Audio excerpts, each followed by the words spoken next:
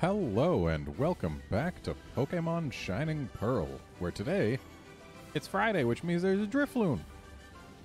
I don't have one yet. I'm gonna get it. Also, there has been a change made to my team. And it's this guy.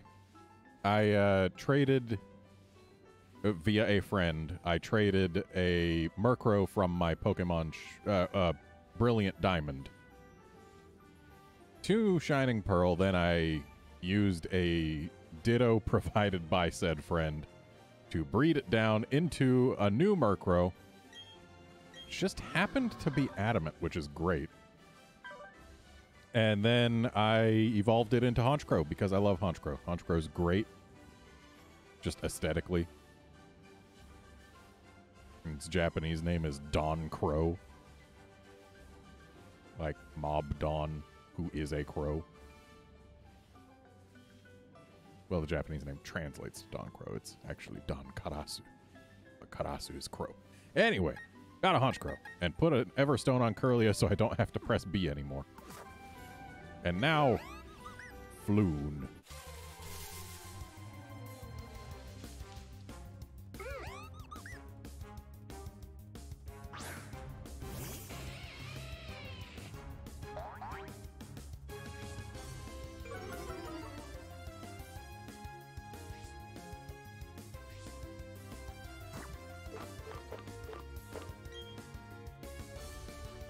Using my last quick ball.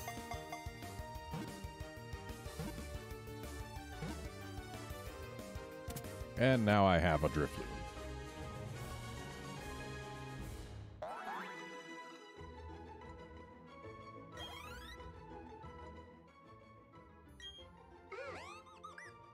Drifloon, the balloon Pokemon. It tugs on the hands of children to spirit them away. However, it gets pulled around instead.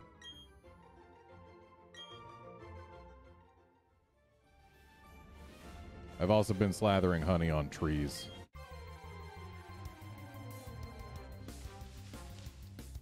Still have yet to find a Munchlax, though. Or a Heracross.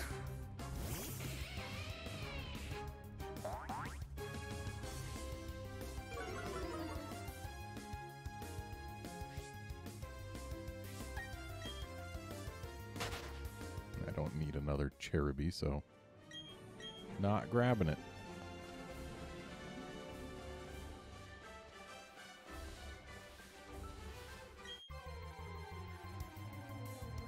Hey, Seth.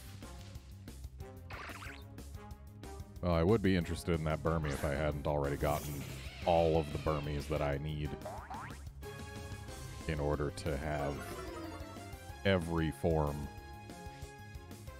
of Burmy and Wormadam and Mothim.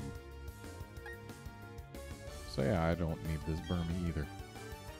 Hello, PJ Pikachu.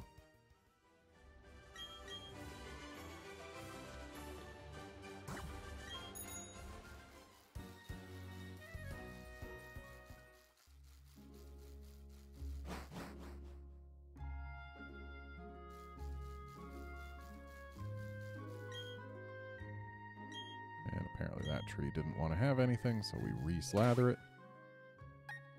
And yeah, I've been splitting my time between two games, PJ Pikachu, and also I haven't been doing anything that would progress the game off stream, so makes sense that you would be farther than me. If I was focusing on progression instead of on doing Pokedex things, and if I was playing off stream, I would be very, very done with the game by now. But hey, whatever. The fact that you're farther than me means that you won't see anything that even remotely counts as a spoiler, probably, so you can watch with a clear conscience or whatever.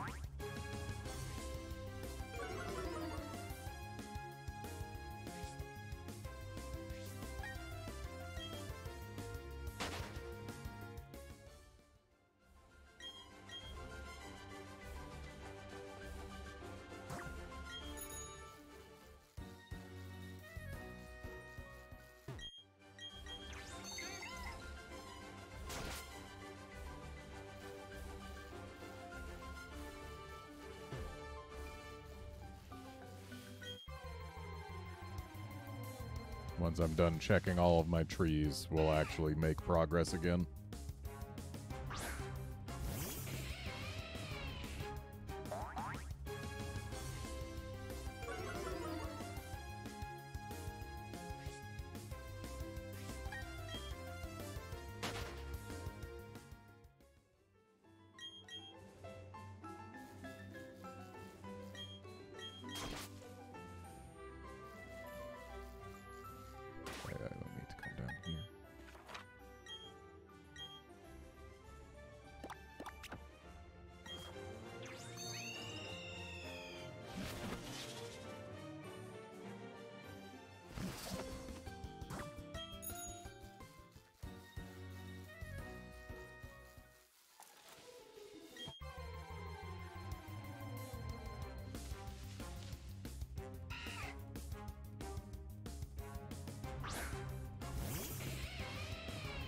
Yeah, if I'd been playing this game instead of doing the Freedom Unite stream or two that I did, then I would be considerably farther. Because this is the 5th stream, and each stream has been at most like 3.5 hours. Probably done like 12 hours of actual progress on stream. And a lot of that actual progress was actually just me exploring routes and grabbing Pokemon that were on them.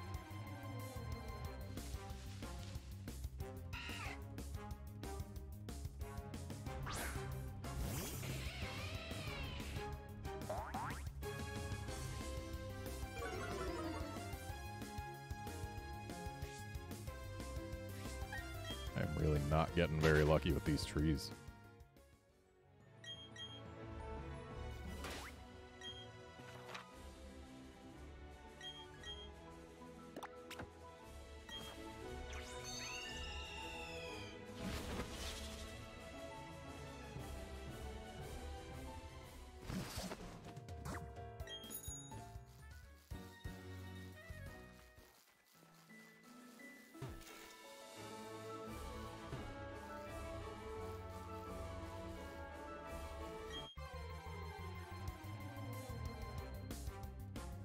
Oh, whatever this is, it's got good IVs. Oh, it's a Burmy.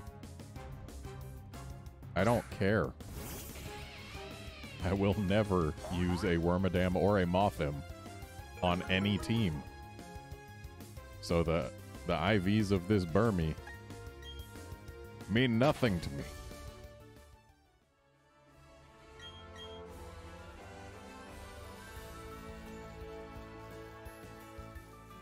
And the way I know it has good IVs is if the battle animation starts with a focus on your character's face.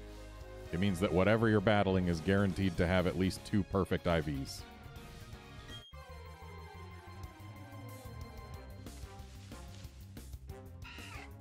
Okay, we got 2 more trees to check. Chances of getting something useful are very low at this point.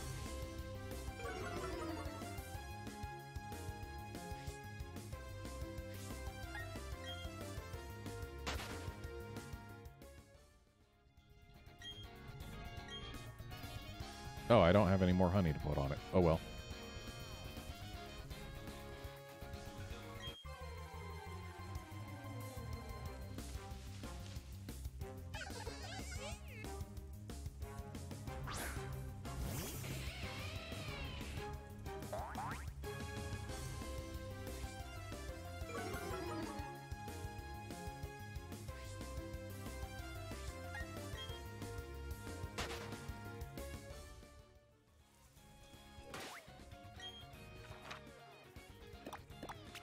Okay, to Hearthome City, west of which we find our final tree, and south of which is progress.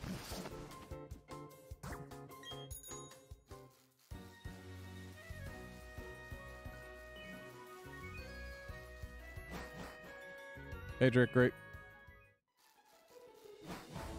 Also, while I was playing through in Pokemon Brilliant Diamond, I realized that I missed this fellow here in Pokemon Shining Pearl, so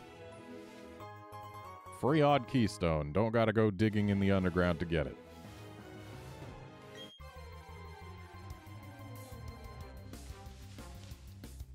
And we did not get at all lucky with our honey trees.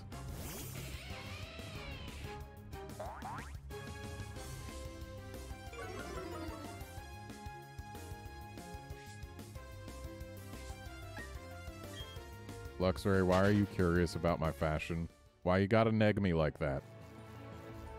I didn't choose to wear this cycling uniform outfit thing. The game put me in it.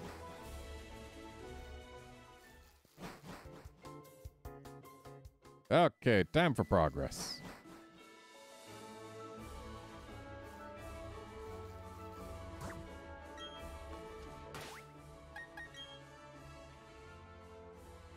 And yeah, Luxray can stay out front.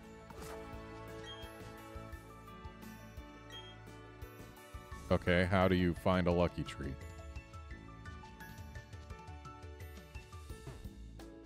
Like, oh, there are lucky trees and not so lucky trees, but is there any way to tell the difference between them, save by actually smearing stuff on them?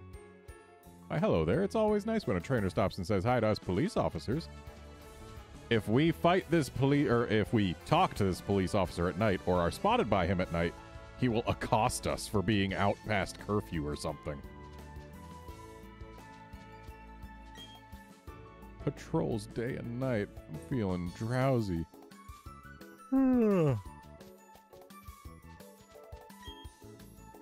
Hi, hanging in there, trainer? Sure. So many police officers who would accost us at night. If it pleases you, would you care for a Pokemon battle with me?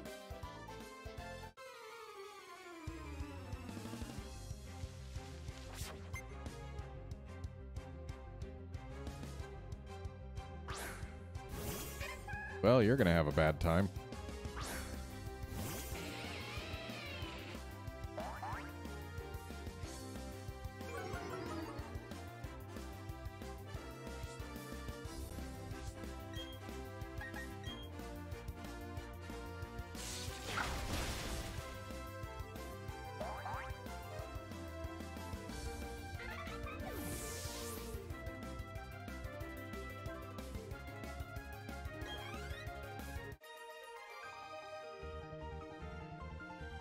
Your handling of Pokemon is impeccable.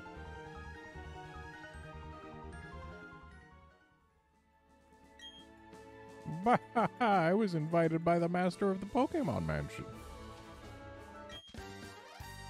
I've never battled a young trainer like you before. I'm quite nervous. Really? Never? That implies that you started Pokemon battling much later in your life and never battled people younger than you.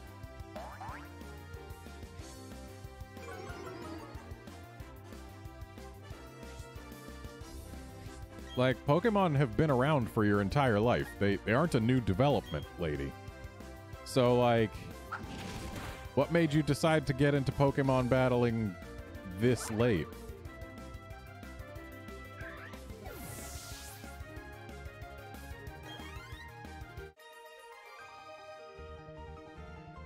Oh dear, that wasn't anything like battling with my friends.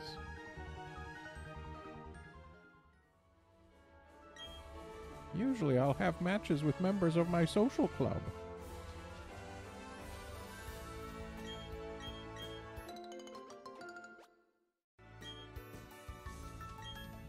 I've grown tired of replanting berries, so I'm just going to not for now. Will I regret this later? Maybe. But that's a problem for future me.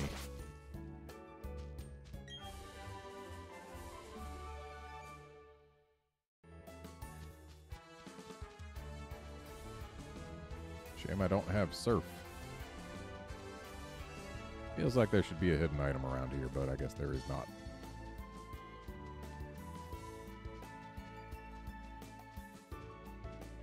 There's nothing I need to catch here. Unless we happen across a shiny or something. Eh.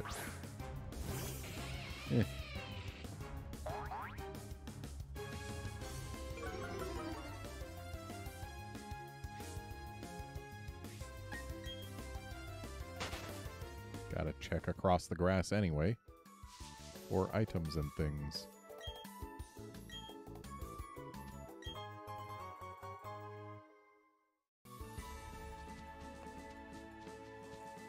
Oh, this is actual progress.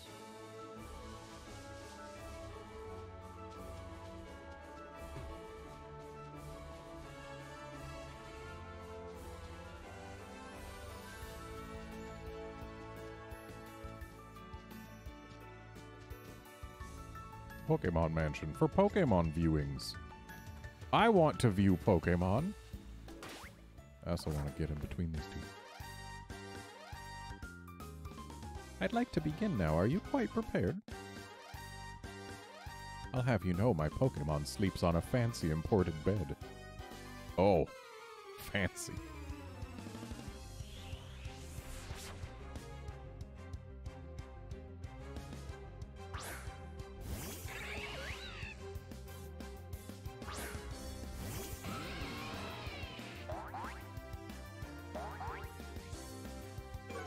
Seth, that theory you've seen, as I'm sure you are 100% aware, is not in the least bit canon.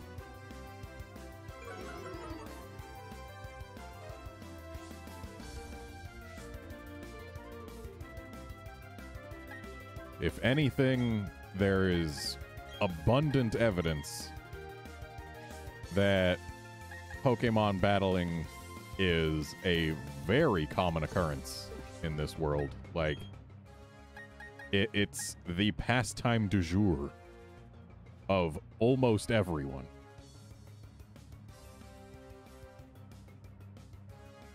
And, let's send out Cherim, why not?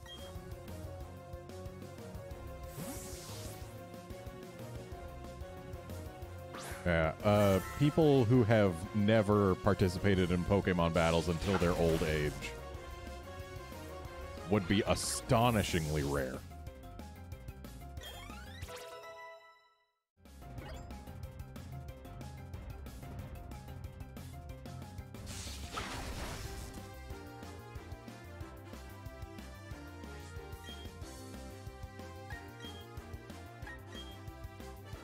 It'd be like an elderly woman walking up to you and saying, "What's that you've got there with all of the paper and the words on it?" What?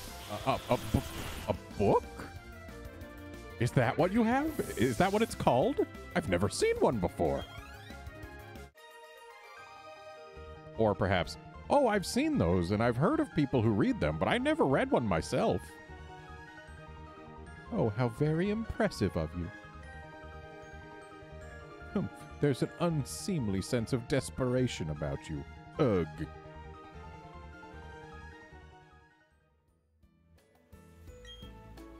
Would you care to inform me of who the amazing tutor you've hired for your Pokemon is? Self-taught. Or I teach them, I guess. Oh, my poor little battler is all tuckered out. I'll let it sleep in that bed I had sent from overseas.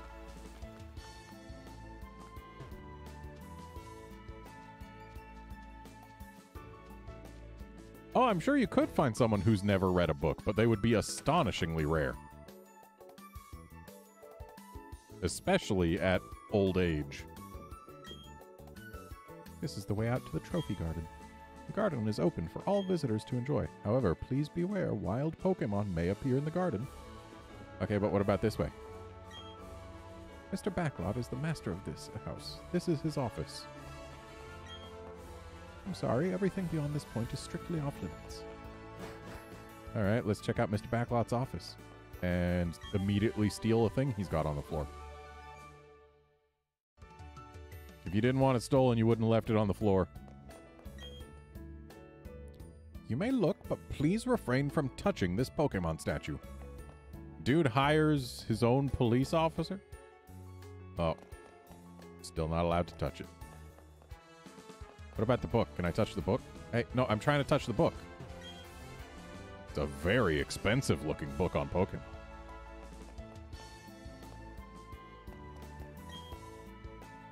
Master actually quite enjoys showing his prized garden to strong trainers. Hello, hello. Welcome to my opulent mansion. Ahem. There's a lot for me to be proud of inside and outside of this home. But what makes me the most proud is my trophy garden in the back. Why bother traveling afar when Pokemon are attracted by my garden? They come to me. You're welcome to join them and marvel at my garden.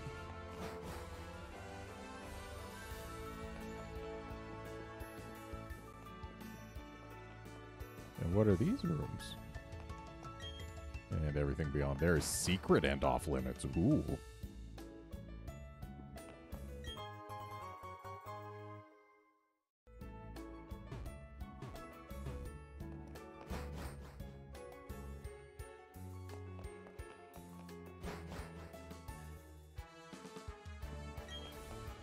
You know how you can catch Pokemon in the trophy garden? If you put this on a caught Pokemon, it warms up to you faster. I'll share one with you, so give it a try. Ooh, Soothbell. Soothbells are good. Great for friendship evos.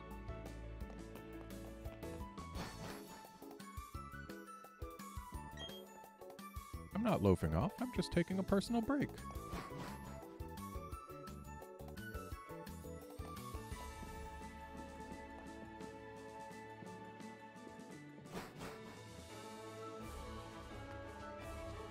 Alright, we do have Pokemon to catch here in the Trophy Garden.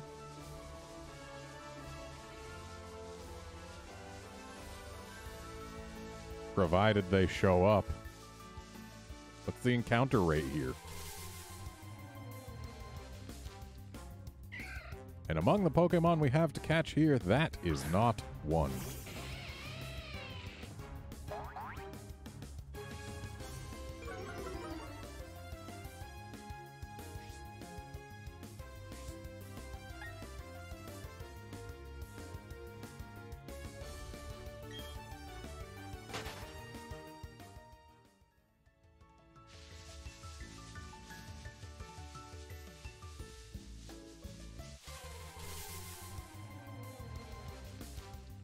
That is one.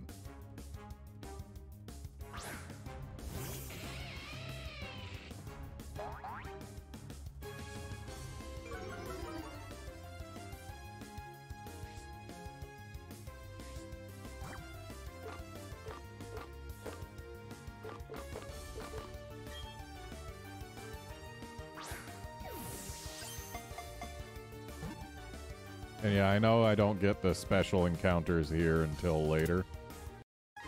But there are, in fact, 2 Pokemon I need for my Pokedex that are available here right now.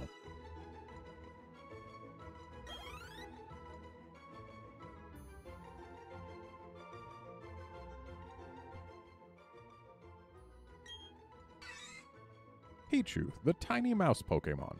It plays with others by touching tails and setting off sparks. This appears to be a test of courage.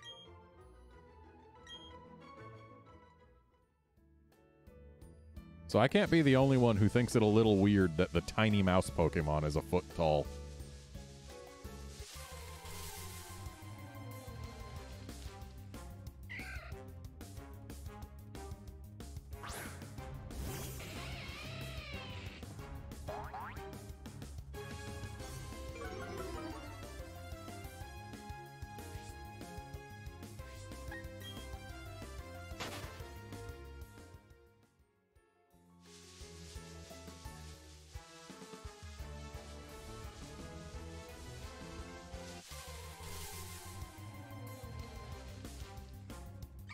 This, too, is not a Pokemon that I need.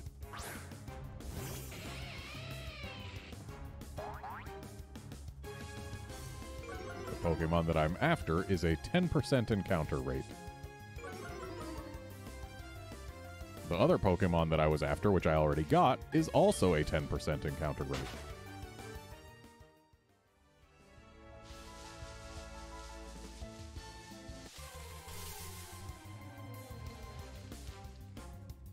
Might as well grab another one, though. Got no reason not to.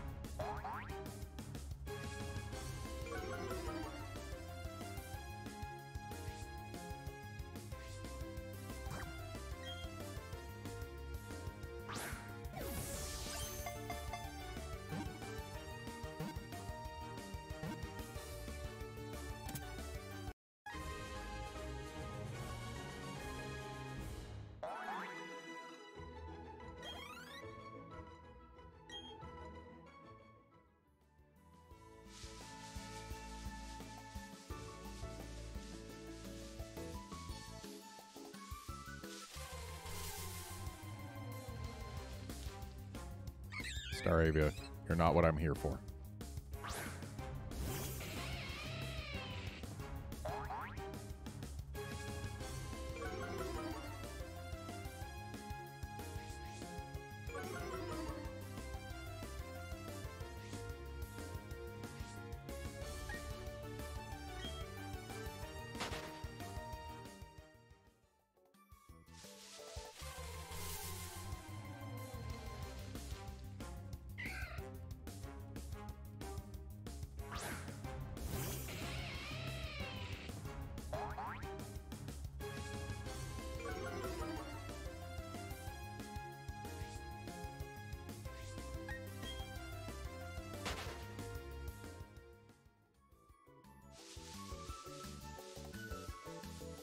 Pokemon I'm searching for right now is actually the subject of an amusing thing I saw recently.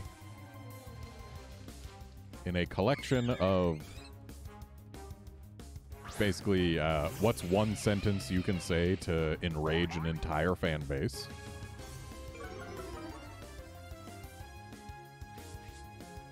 One of the ones that I saw was, "Oh, I know Pokemon. He's the yellow one, right?"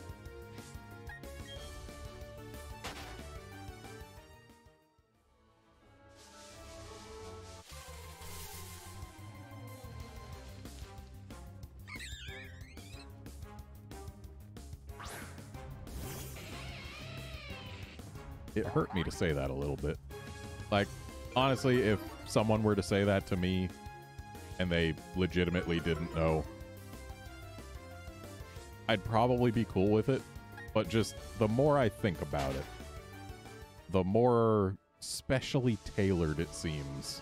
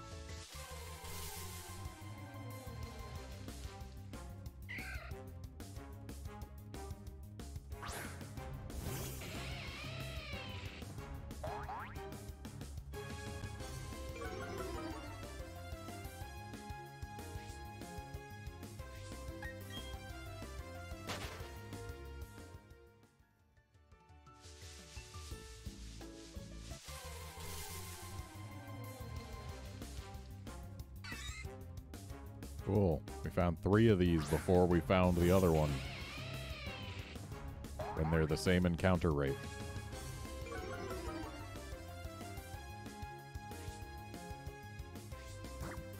Still gonna toss a Pokeball at it, though.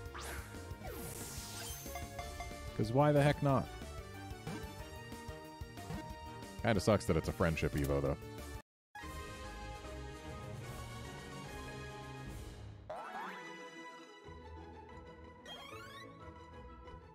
Every time they make a baby Pokemon a friendship Evo, I hate it even more than when they make the baby Pokemon just in general. Because, like, friendship... Wow, another one. Friendship evolutions could be effectively instant, or they could take, like, 40 levels.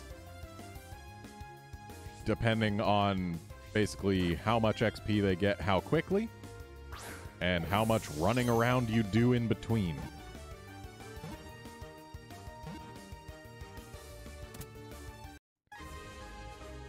So, yeah, just whenever there's a friendship evolution, it's one of those things where it's like, oh, cool, they gave Pikachu a cute little baby form. That's cute. It evolves at level question mark and prevents you from having a Pikachu who is still cute and much more competent in battle for all of those levels.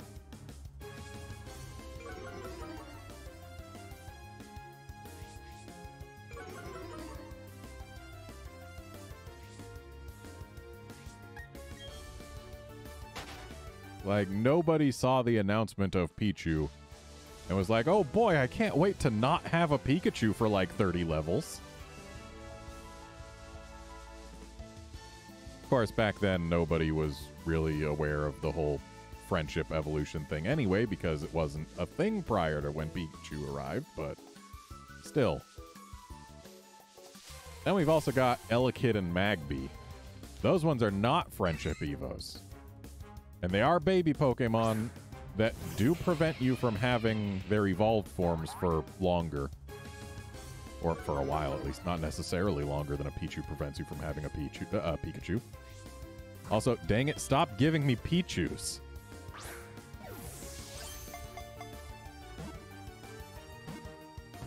And Elekid and Magby evolve at level, I think it's 30. Wow, look at this nasty little Pichu. Yeah, baby Pokemon that evolve at basically any level above 10 kind of bother me. Because, like, yeah, sure, can't wait to not have a Magmar until level 30. Oh, baby, I love me some Electabuzz. Can't wait to not have it for 30 levels.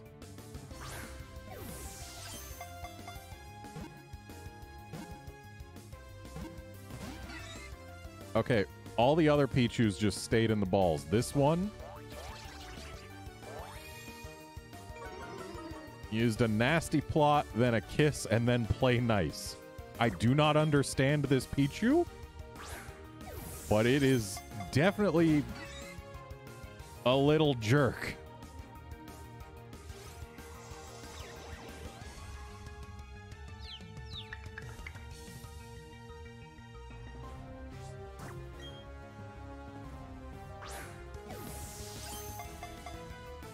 It's different for the baby Pokemon that you need to use incense to actually breed down. Wow, thanks for the paralysis. Or wait, it would have been paralyzed, except electric types cannot be paralyzed anymore. Okay, Pichu. All of your friends have just stayed in the ball on the first throw. Why are you so different?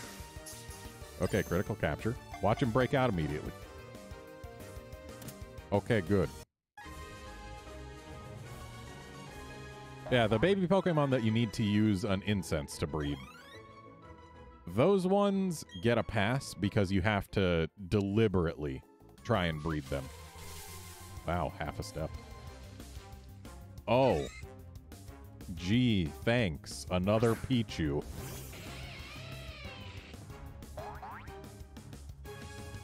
I don't know why I'm even catching all these Pichus. Yes, deliberately needing to breed for a baby Pokemon is fine, because that's not something where it's like, okay, something that used to be easy to get, a Magmar, is now significantly harder for no reason other than we thought it would be fun to have a cuter version.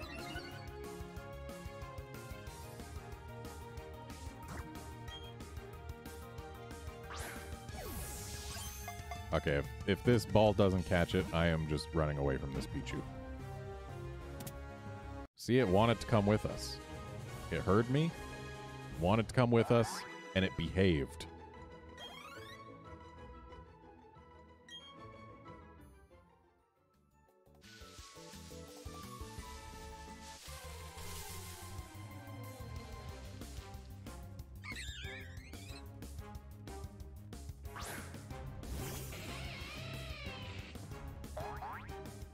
And that's the last Pichu we catch unless we find a shiny one before we find the Pikachu that I'm actually looking for, dang it.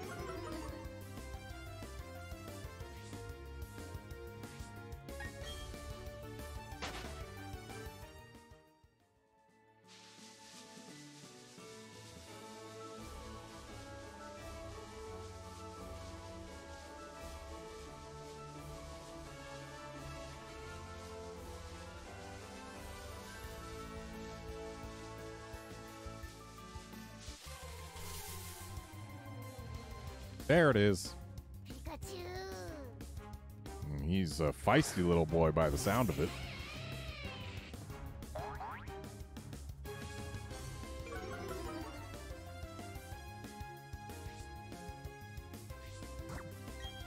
And while I would like to also catch a female Pikachu, that can very much wait. Okay, fine, I'll weaken you first. Here, have a tackle.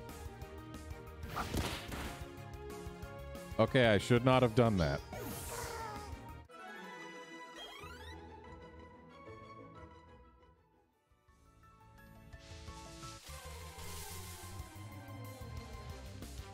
You know what? I think I'm done looking for Pikachus. I think I'm gonna just pretend I caught that one and leave.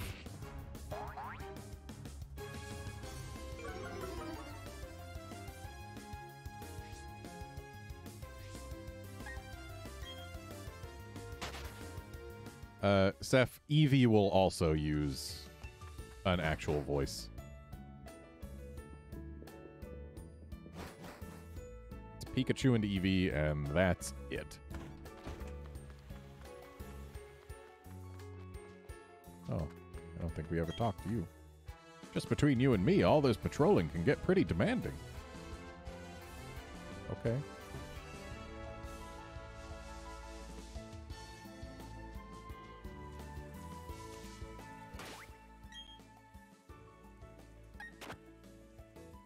Nah, we can keep Honchkrow out.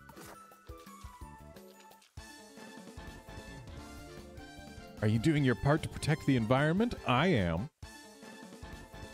Our job is to protect the natural environment of this region.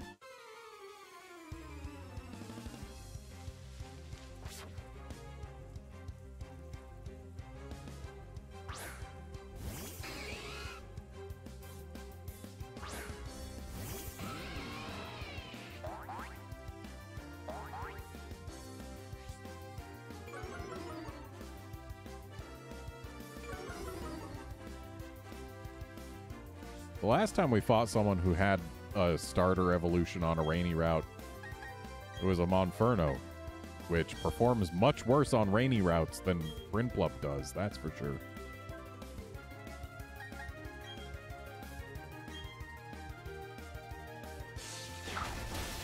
That said, Luxray.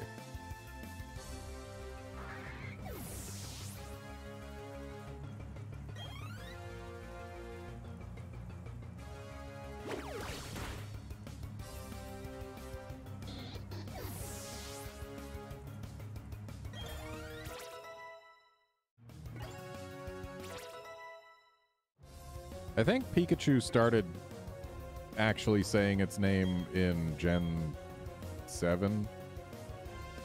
Maybe Gen 6. I'm not 100% sure, but Eevee, I'm pretty sure, only started saying its name in the Let's Go games, and they just kept using it since.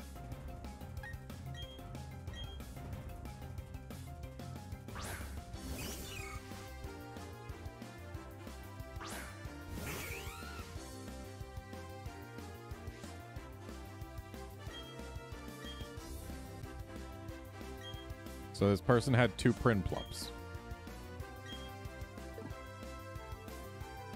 Why did this person have 2 Prinplups? Is Meryl Water Fairy now, or is it still just water? No, it's a Azumarill that's Water Fairy. That said, these are both 60 power, and they're both same type attack bonus, so Pluck is the safer choice.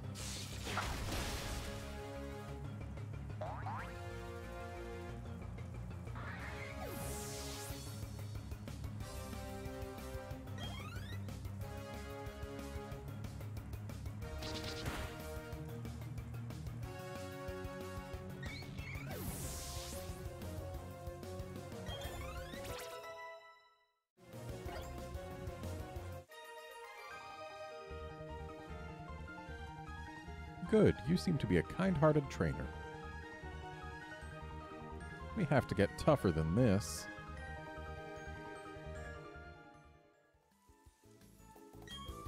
People, Pokemon, all of us, we're all a part of nature. I love how natural it is here. I wish I could live out here. So we're all part of nature, but she loves how natural it is here. Well then, doesn't that mean it should be natural everywhere?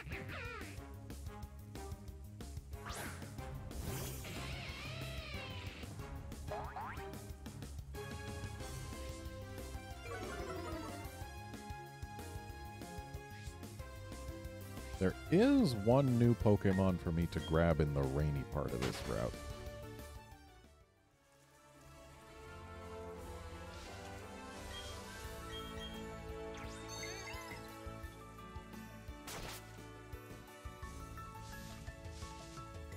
And that cut is just a shortcut.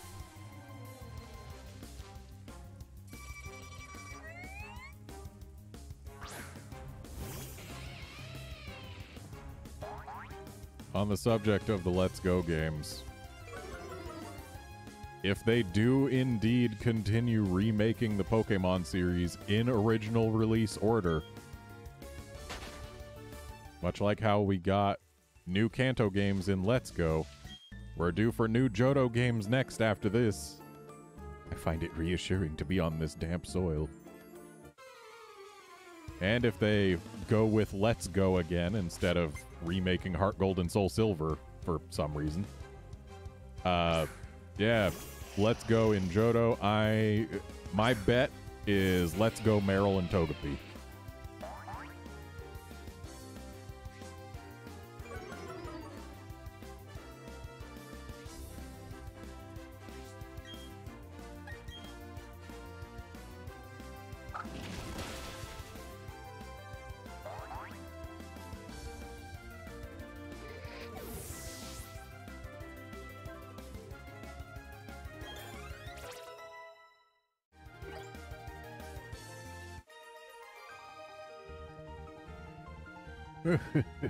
You had to beat me.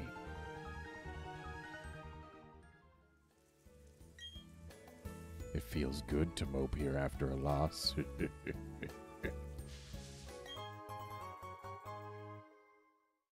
Yeah, I also would rather not have the Let's Go style games. I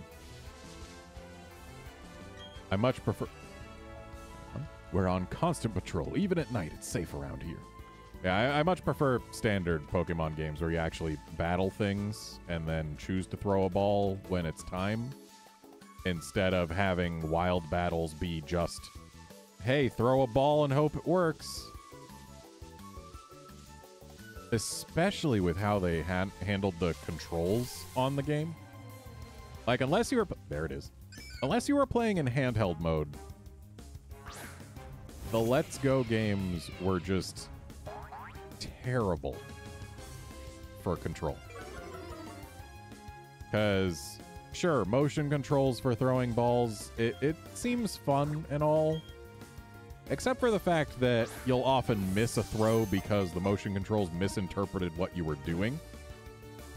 Like, there have been times where I am swearing that I move my arm to throw a ball straight ahead, and it goes wildly off to either side. And then I try again, and I consciously make sure that I'm throwing straight ahead.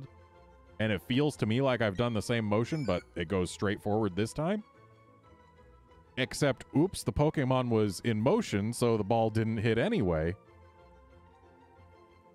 And it's so bad. And then you go play in handheld mode, and you get to use gyro aiming for your Pokeball throws. And the Pokeballs always go straight, so you can lead your shots and everything. And suddenly it is much more possible to make accurate throws without just wasting Pokeballs because the motion control said so. It's not good at all. I hate it. It's got some charm to it, but no, it's not good. If they let me play with a Pro Controller in Pokemon Let's Go, I would have liked the game a hell of a lot more. Anyway, Wooper, the waterfish Pokemon. They're calling it the waterfish, despite it clearly being an axolotl, which is not a fish. When the temperature cools in the evening, they emerge from water to seek food along the shore.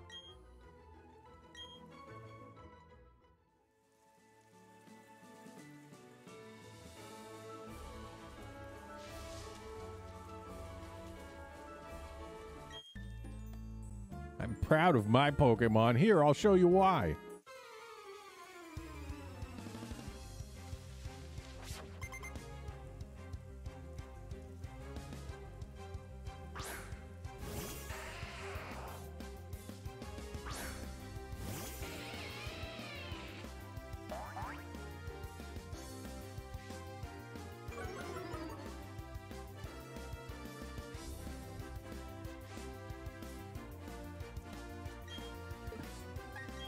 Another thing that I dislike about the Let's Go games.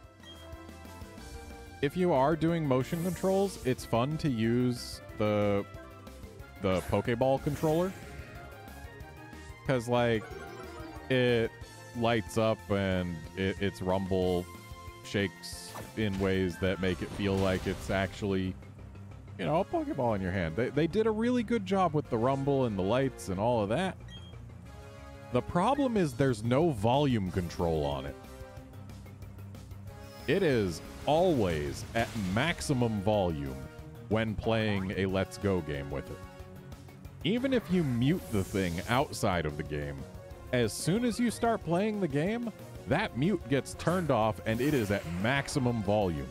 And every single Pokemon that you catch will do its cry when it gets caught. And it will do it at maximum volume. And when you first start up the game, whichever version you're in, your partner Pokemon will yell its name through that Pokeball as soon as the game is started up.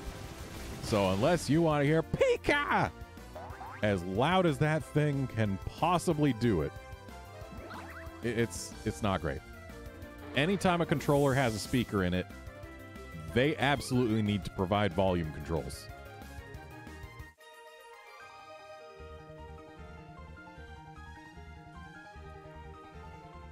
Youch, you sure showed me how tough you were.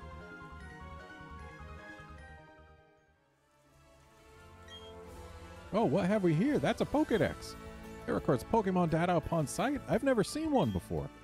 I heard you can move the sun or moon icon to check the Pokemon habitat map by time of day. Yeah, you heard right. I saw people riding their bikes and using a log just like a bridge. Hey, bud, anything good to fish up here?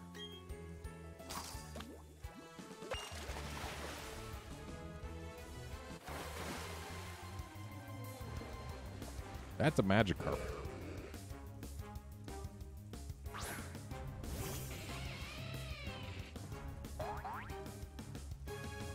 Oh, apparently there is a chance to fish up a Barboach here. I'm currently able to see Barboaches in the underground, but I cannot yet actually grab one because they all hang out in the water and I don't have surf and you can't fish in the underground. So now I'm getting a Barboach here.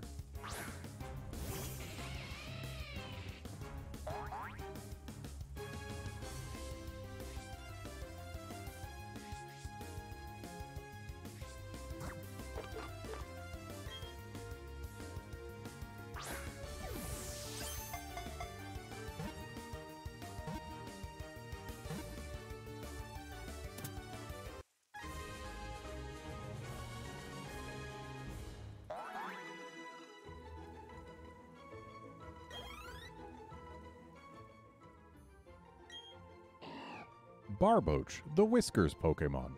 Its whiskers make a superb radar. They are used to locate prey, even in the murkiest of water.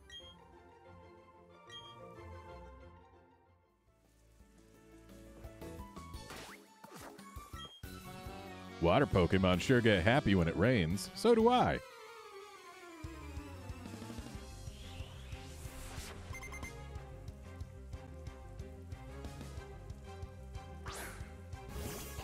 Is Barboach water ground yet, or is it just water? I know it evolves to be water ground. And I suppose since we already caught a Barboach, the game will tell us whether or not electric will work on it. It will not. It is already water ground.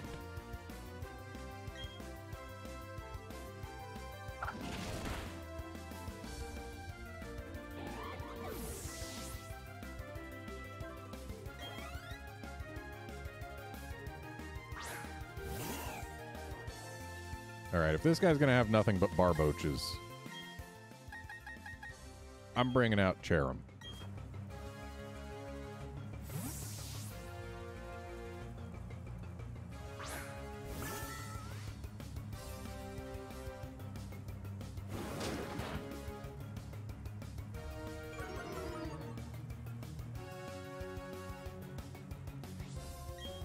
And you know what? We're making it a sunny day.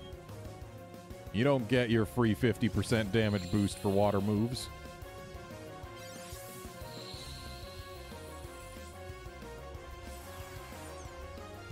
And I get my much cuter Cherim. That said, our accuracy is going to be trash now because we've been hit with 2 mud slaps.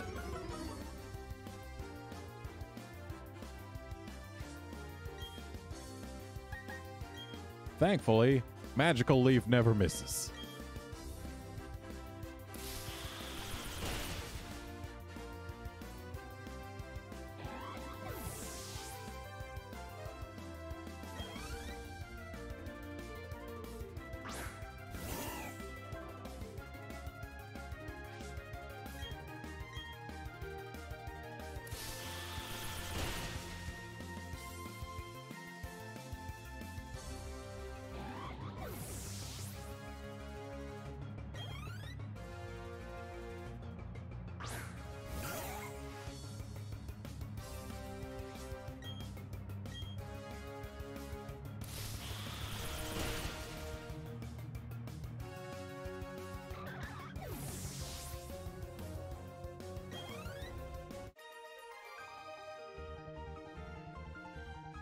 Oof, just got trampled right under your feet that time.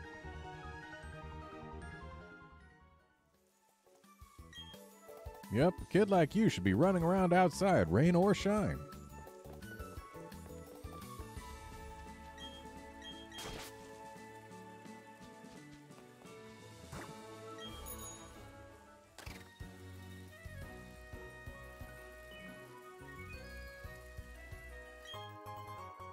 I knew there had to be something here. Unfortunately, that something was nearly worthless.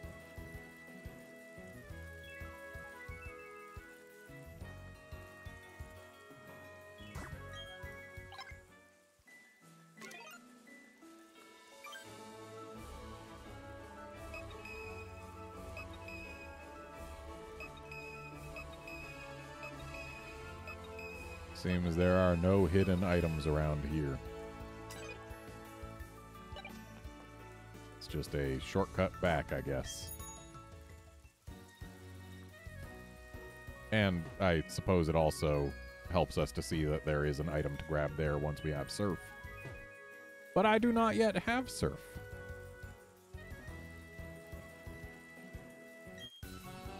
I wish some fishing-loving lady'd come along, but no, it's all just trainers.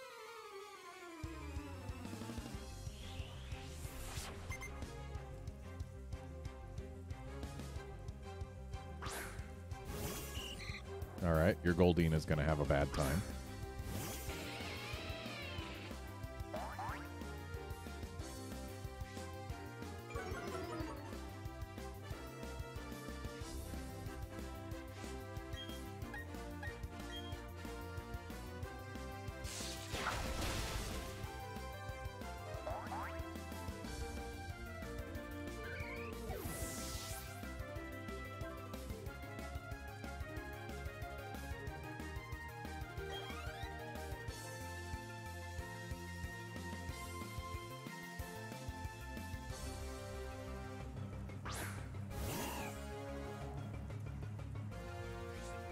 And I'll just bite your Barboach.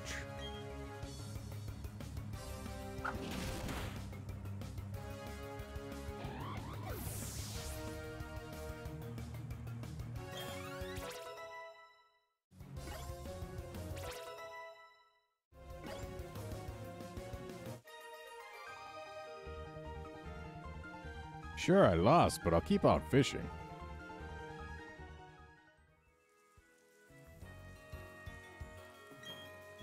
If you know of any ladies who like fishing, help me reel one in. Do you go asking every child who passes by that? Can't you see I'm fishing? Don't talk, you'll startle the fish.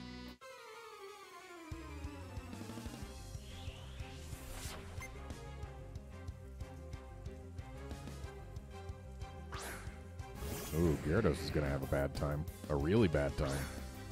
Like, sure, it's gonna intimidate us and lower our attack. But it's also quadruply weak to our attack.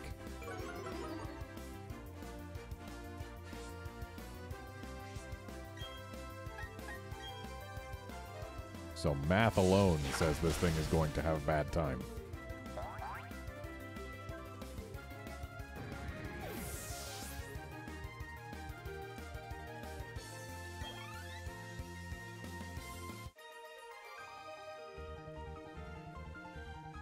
Oh, whoops. He let something and that battle get away from him, I think. That's what he said. Fishing and battling are delicate things, as am I. Is that wrong? I mean, I guess not. Also, how in the world did I not go across this? Oh, Bug Buzz. That's a pretty okay move.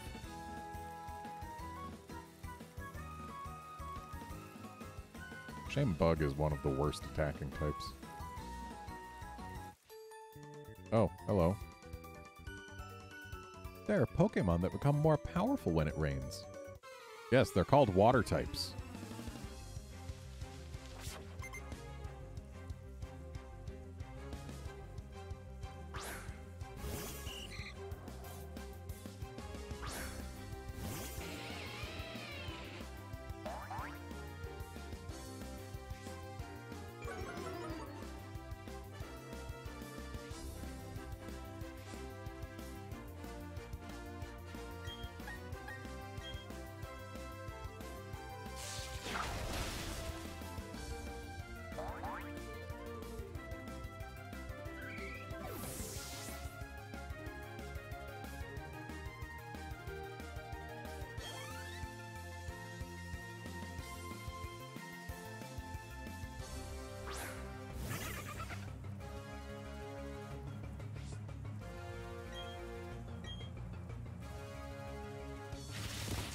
Swift Swim? Or no, that was Quick Attack.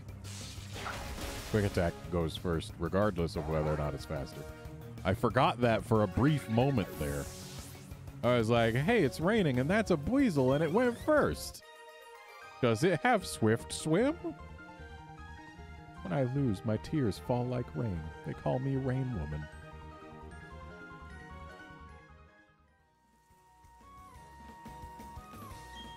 I want to show off my pretty parasol, but it will get dirty in the rain. Oh, such a big dilemma. Oh, shards for TMs. I've got some shards. I don't know that I've got enough to actually get a TM, but we'll see. Okay, 10 shards for a TM. And I definitely do not have 10 shards of the same color, or she would be offering me a TM right now. I'm close on the reds.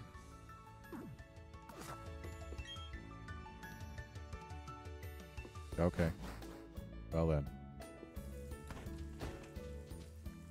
Oh boy, time for mud.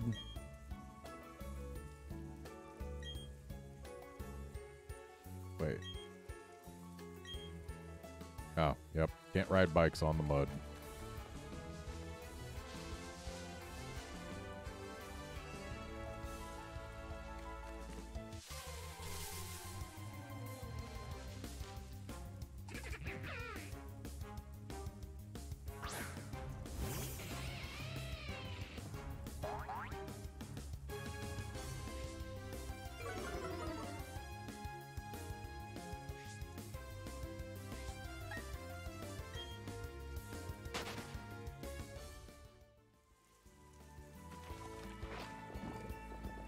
Well, at least there's a fun animation for when we get stuck in the mud. But also, they really did not need to bring back this mechanic in full force.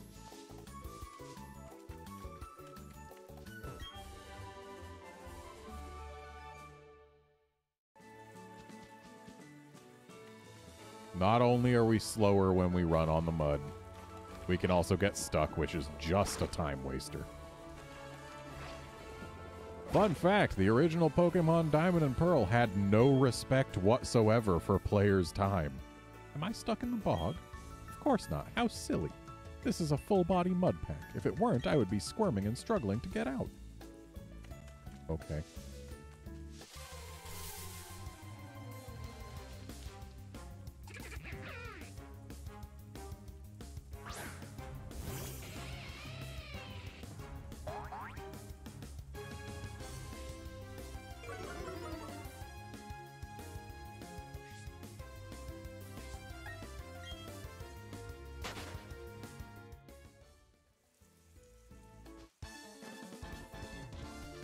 Can you keep up with us? Probably.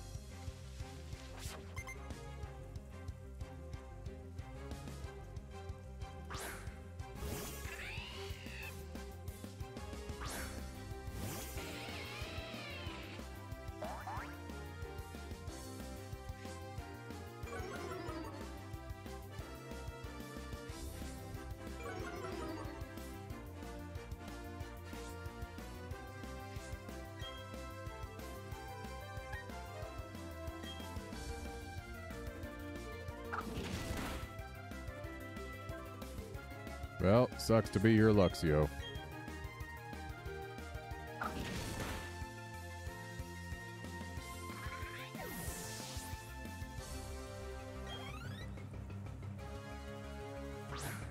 Really sucks to be your Buizel.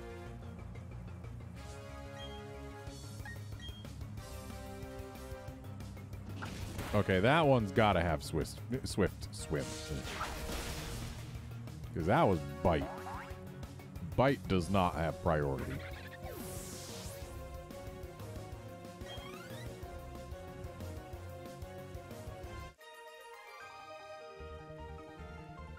You've got energy to burn. Yes, I suppose. However hard you battle, make sure you never harm the environment. Try not to break any branches or trample any plants, okay? And there's nothing up in that corner.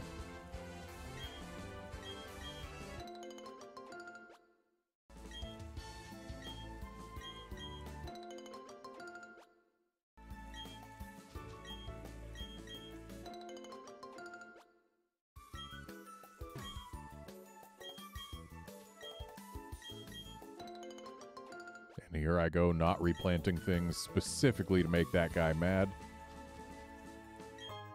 Grabbing this revive because it had to be here, or something did. And then also to get him mad, he asked us not to break any branches, but never said anything about completely cutting down little trees. And no item in here.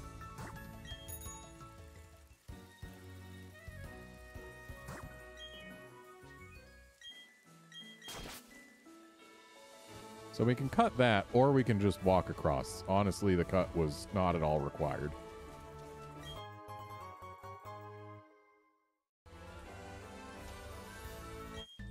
Oh, here comes a nice trainer. This is worth evaluation.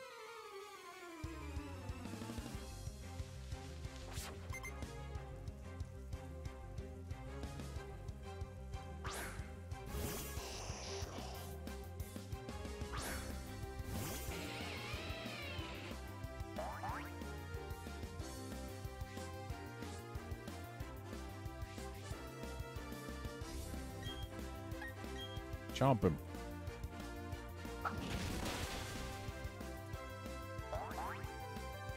That thing should have been a Kadabra already.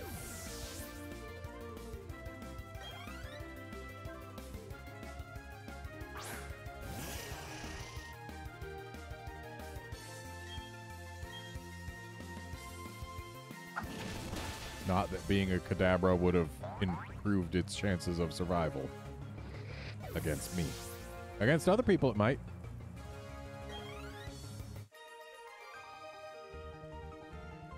Our research arrived at this one conclusion. You're tough.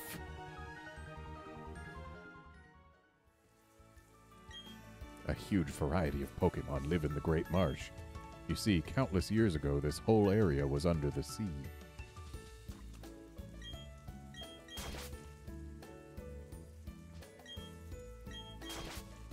And these cuts were to avoid that grass and that trainer, respectively. But I'm not here to avoid her. I'm here to talk to her from behind. Or apparently she's going to turn and catch me first. When it rains, I get happy. Do you? Honestly, so do I, as long as I can stay inside.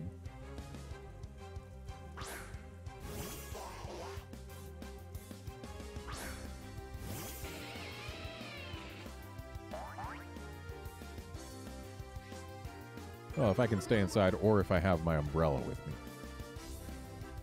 If I don't have to get wet, then I like when it rains.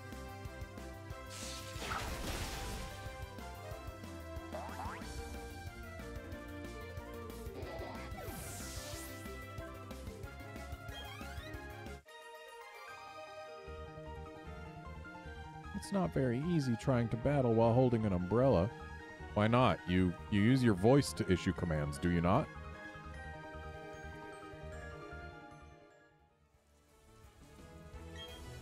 If it rained every day, I could have my umbrella open all the time. Well, I suppose that's something to enjoy.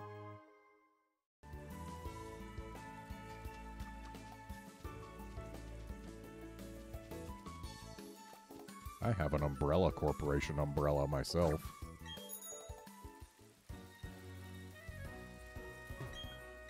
Really, Umbrella should have stuck to umbrellas and not pharmaceuticals. Would have solved it, or would have prevented a whole lot of problems. I caught a rare Pokemon in Pastoria's Great Marsh. You definitely have to go. I recommend it without hesitation. Okay, but why is this... Cool! 2 steps in a row.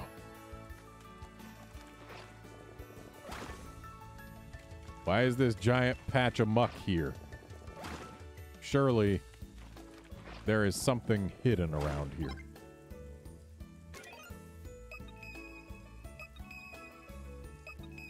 Ah, yes. 2 spaces to my left.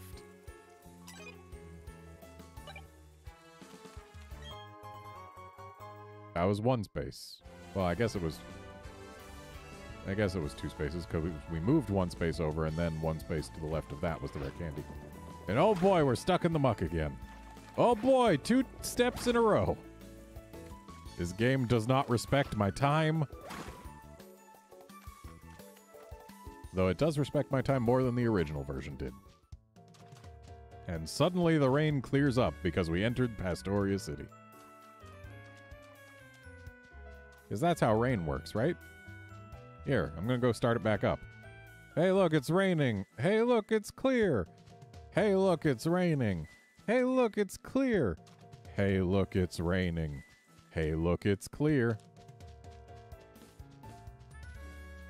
Weather.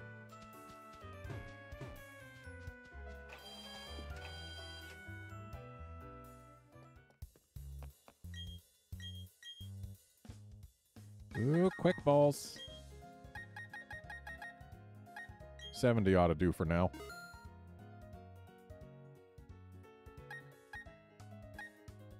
Nest balls are almost worthless. Like, if you're fighting something that is level 1, which cannot exist in the wild, then a nest ball becomes, like, as good as a great ball or something. They are very, very bad.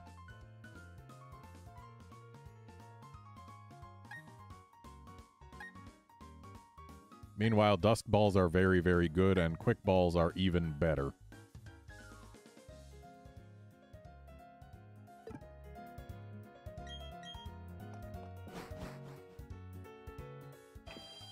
So admittedly, dusk balls are more useful for things with lower catch rates, because if the first catch fails, quick balls are suddenly not nearly as good.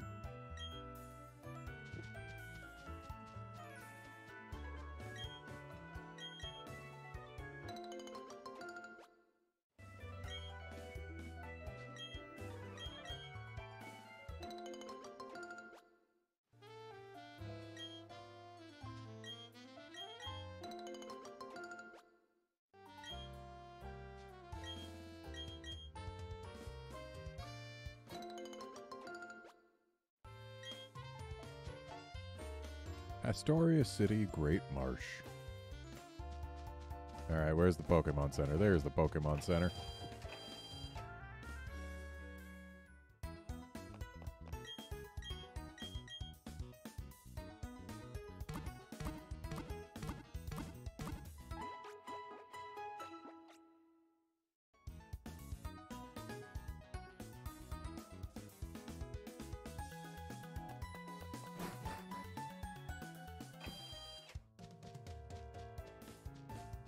And let's challenge the gym.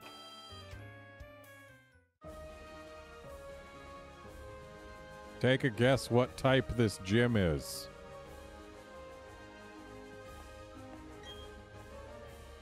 The gym leader Crasher Wake, is a master of water type Pokemon. I'd say you've got guts if you try to face down water types with fire or ground type Pokemon, but that part I'll leave up to you. Go and have some good battles. Alright, so can't go to either side. Gotta go straight in. And now we can press this button, which lowers the water. My body isn't the only thing I work on toughening up here. I also work on my Pokemon and my spirit.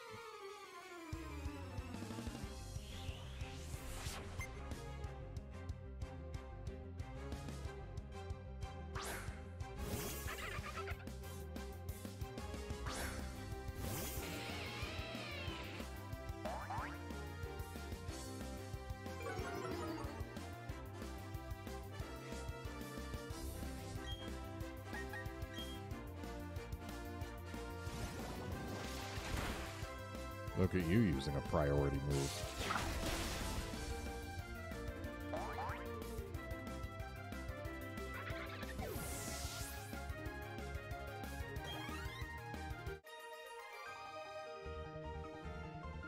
Wow, trainer, you just might be tougher than our gym leader.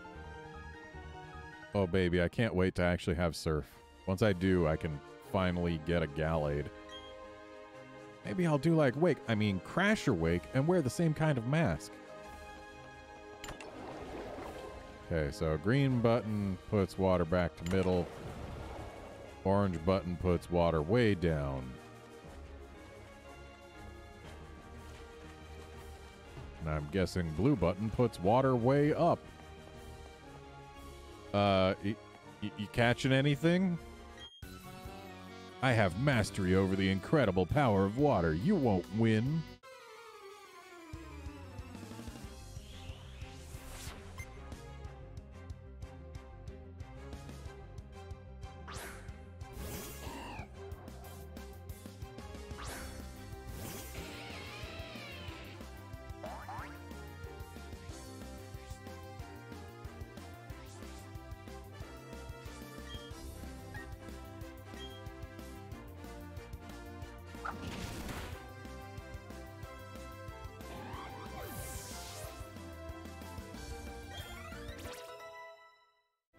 Most of our Pokemon are more than a little bit overleveled for this place.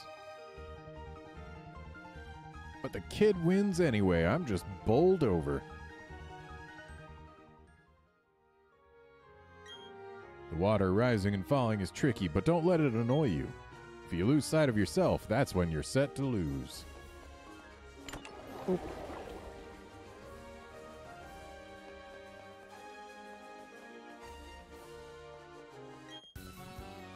I've traveled all over the globe while raising Pokemon.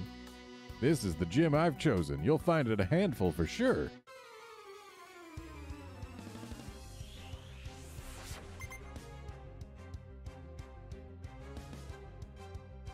Oh, Wingle's gonna have a bad time.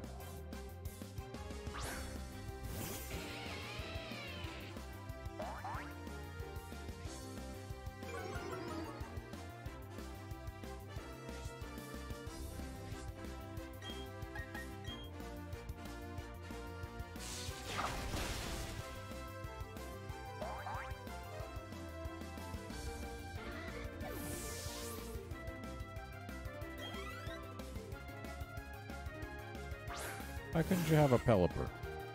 Something worth just a little more XP.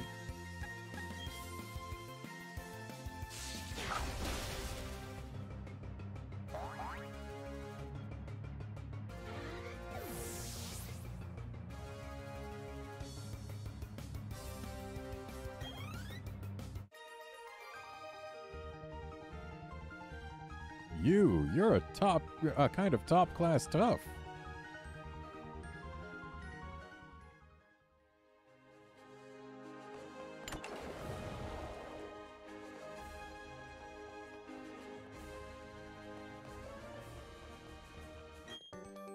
I want to become a strong trainer like Crash Awake. I know she didn't have that affectation in her text, but I mean, look at her. She's tiny.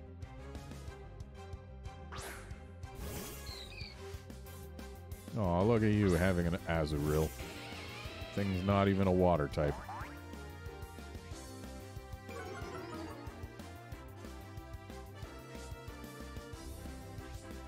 That said, it'll still go down to Spark.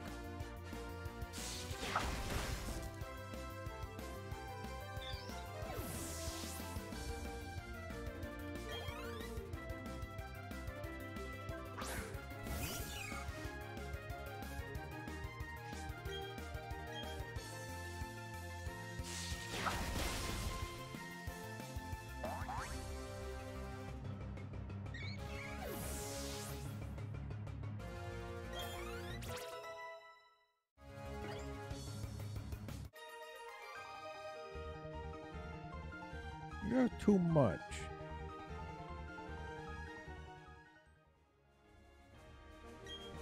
Maybe I'll do like Crash Awake and use the same kinds of Pokemon. I mean, it'd probably help you at least a little bit. I've landed the most fish Pokemon in the world. I'm next. Well, if you've landed the most in the world, then you should definitely have more than 3 in your team.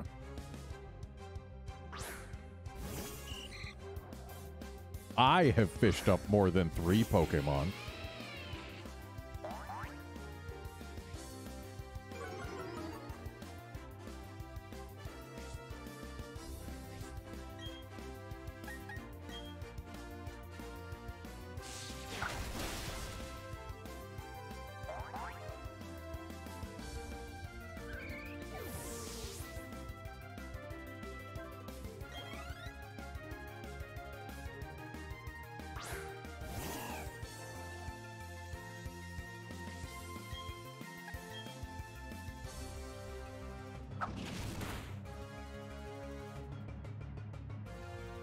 Luxray, you didn't need to do a crit there.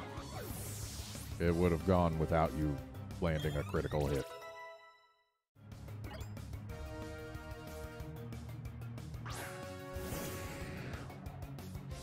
Well, at least he had something more interesting than his Goldeen.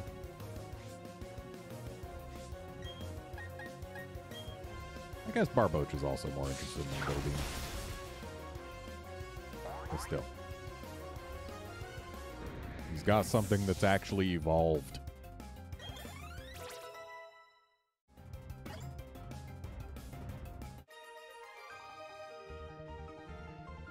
Being #1 in the world doesn't mean a thing.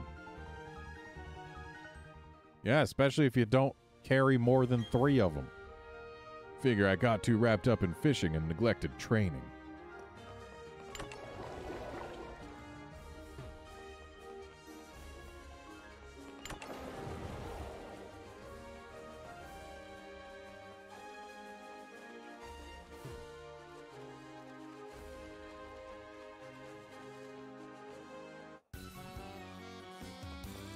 Like the raging sea, I crash down and wash away everything before me. That's just how I roll.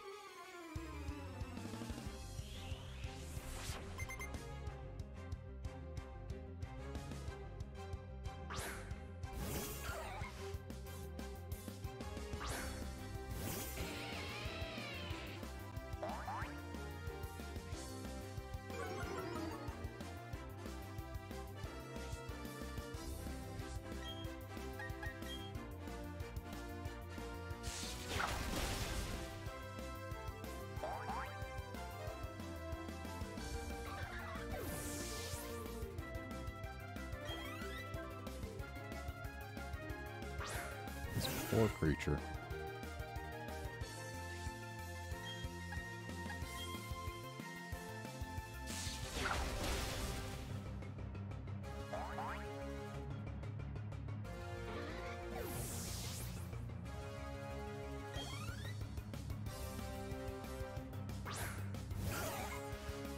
Ooh, an East Sea Shellos. My preferred aesthetic for them.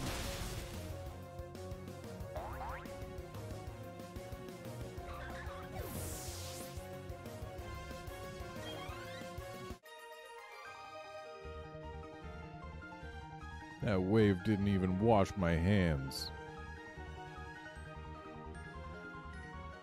Dude, you gotta be better about hand washing in this day and age. I'm now becalmed like a waveless sea.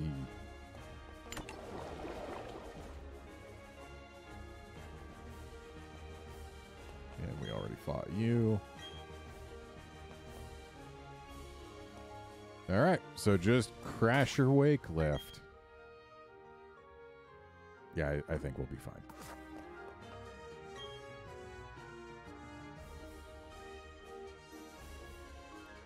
Welcome, I don't get challenged very often. The glory you are now beholding is the Pastoria Gym Leader. That's right, I'm Crasher Wake. My Pokemon were toughened up by stormy white waters. They'll take everything you can throw at them and then pull you under. Victory will be ours. Come on, let's get it done.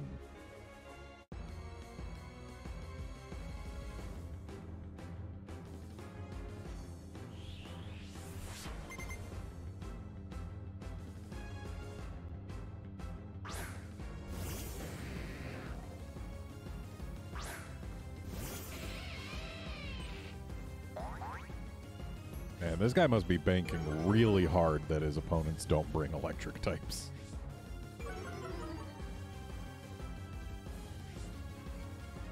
Because, like, Gyarados is good, but when you're sending it out first, that means you're really expecting there to not be an electric type on the other side.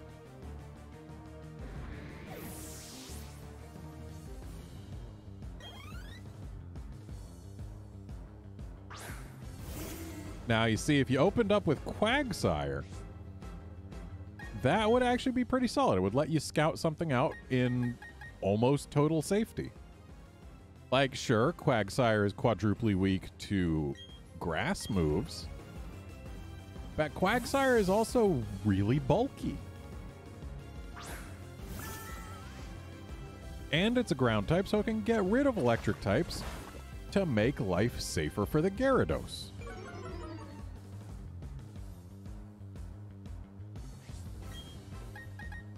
Anyway, let's take away these guys' 50, or, well, actually, yes, we are taking away 50% of their water damage. Because Sunny Day cuts water moves damage in half. Oh, I see.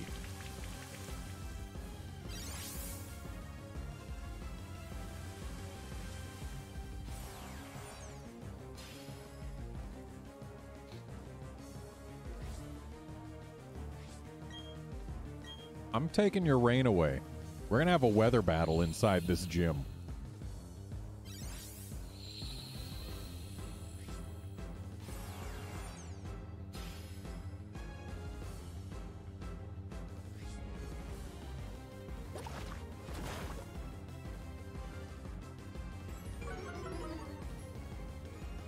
Really? Twice in a row Mudshot lowered our speed? It's only supposed to have a chance at lowering speed. And we're still faster. There. Hope you don't have anyone else who can make it rain in here, because then I'd have to use Sunny Day again. Hey, that was a good move. Ah, Floatzel. So that thing probably has Swift Swim. Unfortunately, it's not raining, so sucks to be you, I guess. Ice Fang. Okay, that's an option. I'm going to go ahead and not get hit by Ice Fang again. Or at least not on the Cherub. I think it's time to bring Luxray back in. Lower its attack with Intimidate. Not be weak to Ice Fang.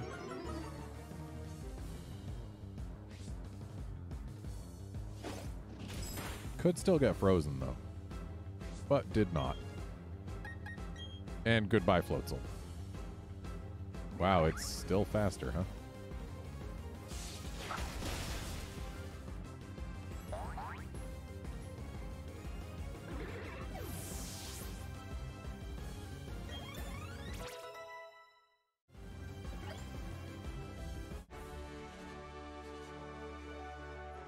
Ah, it's gone and ended. How will I say this? I want more. I want it to battle a lot more.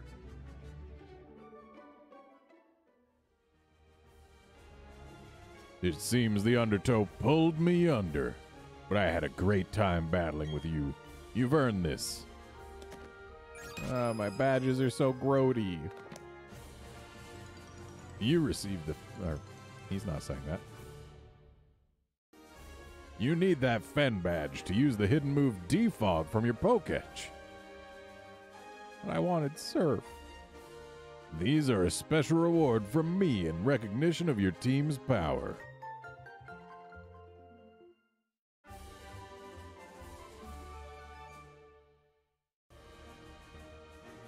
Those TM55s each contain the move Brine. It inflicts double the damage on targets with less than half their HP left. Use it to end battles decisively.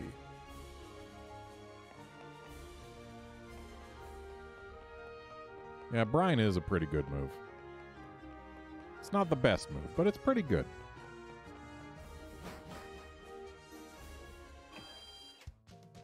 Alright, so we can use Defog. But we can't use Surf yet.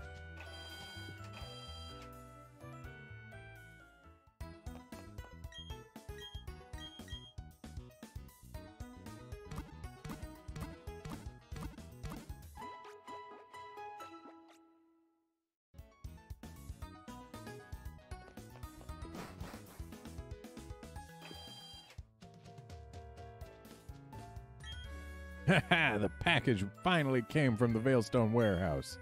So now it's my job to deliver this to the lake. This is an important mission, no failure allowed. No making boo-boos like wandering off into the Great Marsh. You were eavesdropping. I was just talking loudly to myself. If I wasn't in a hurry, I'd pulverize you with my Pokemon. But I have to get on my way to the lake ASAP, so you're lucky. I'm out. Oh, and listen up, you. Don't you dare follow me. Okay, I'm gonna go make a boo-boo, like getting caught up in the Great Marsh first. In this particular game, sure. 30 Safari Balls, it's all we're allowed to use. 500 steps, it's all we're allowed to use.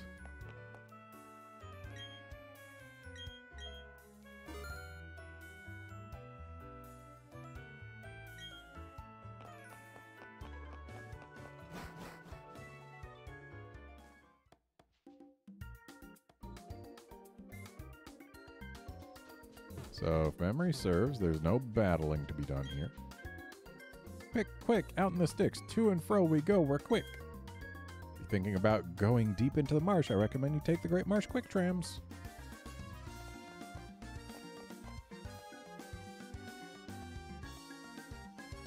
Okay, let's see here.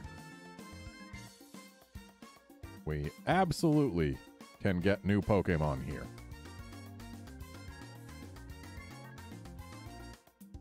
Question is, which ones? Well, Marill, Azurill, and Quagsire are all options here. So let's actually get in here. And this is the way to get encounters without using steps. In theory, at least.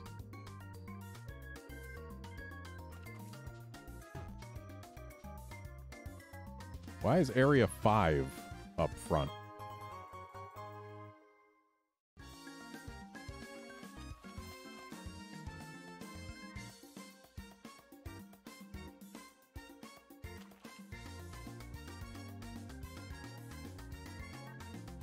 Is the encounter rate incredibly low, or did they actually make it so that this couldn't get us encounters anymore?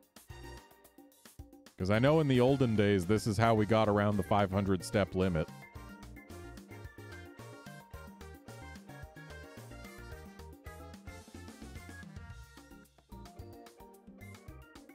I'm beginning to think that they did, in fact, make it so that this can't generate an encounter.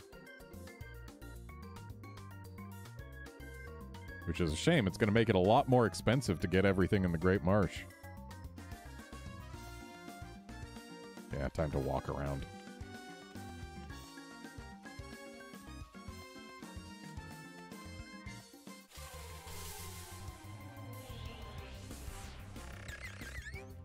So, back in my day, I would have been excited to see this Scorpy. Because this would have been the only place you could get it. But I already got one from the underground, so who cares? Throwing food at Pokemon makes it easier to catch them, but while eating it, they are likely to bolt. Throwing mud at a Pokemon makes it harder to catch, but it'll also get angry and become less likely to bolt. Ugh, what to do?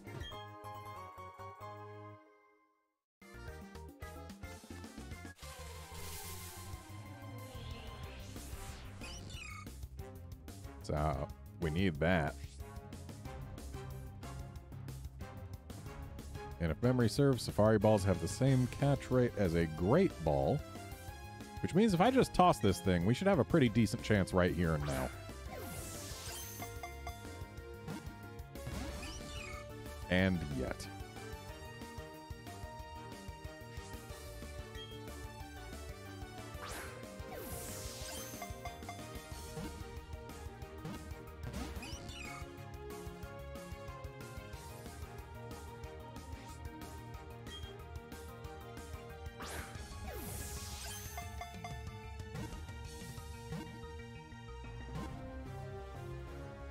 There we go.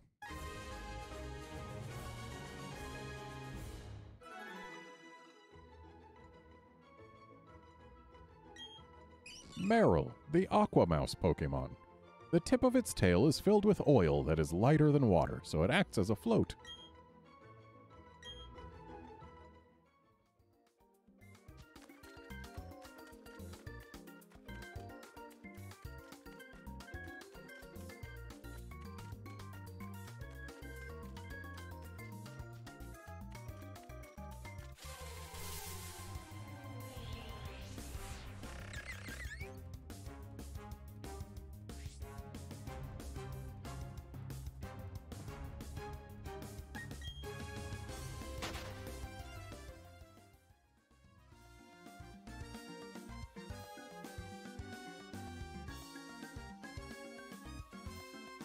Incidentally, Scorpy wouldn't even show up if it wasn't today's binocular Pokemon.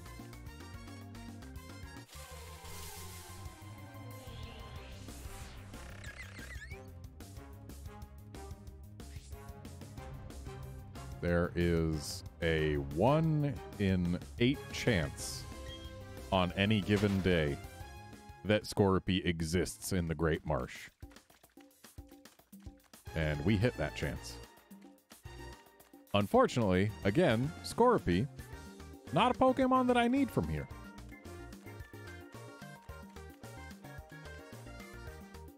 Would have much preferred if it was Carnivine.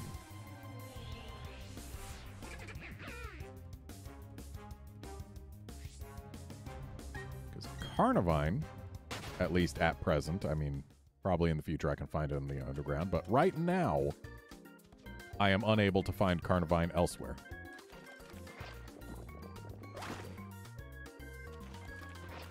Wow. Thanks, game.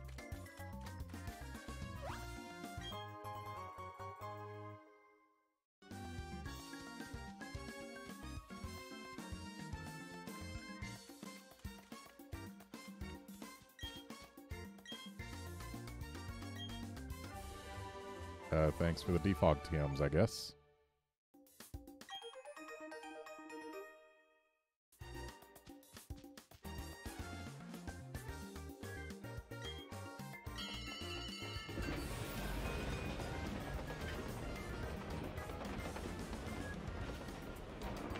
You would think that Area 1 would be the area closest to the entrance.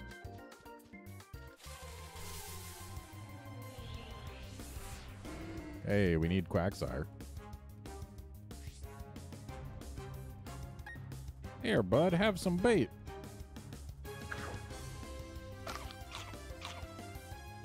Wow, we threw it, like, straight into his mouth, huh? Here, bud, have a ball.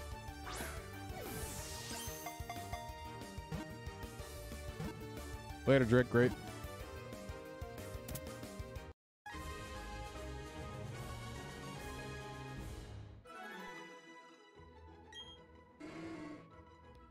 Quagsire, the waterfish Pokemon. A dim-witted Pokemon. It doesn't care if it bumps its head into boats or rocks while swimming. Also, it's not a fish.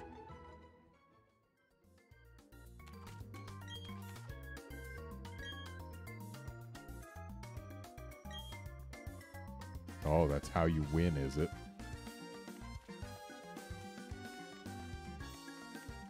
Oh, that's right. There can be multiple binocular Pokemon per day. Different ones per area.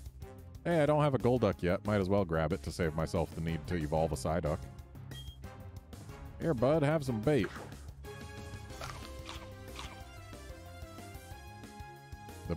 Okay, bye. The bait sure is oddly spherical.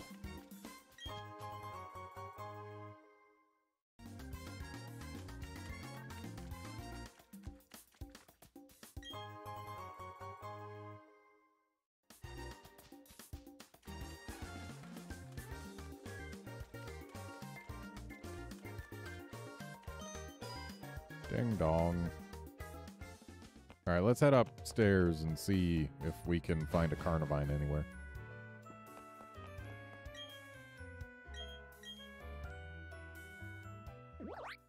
Okay, we got Merrills. And Badews. And Whoopers. And Badews. And Quagsires. Aren't there 6 areas?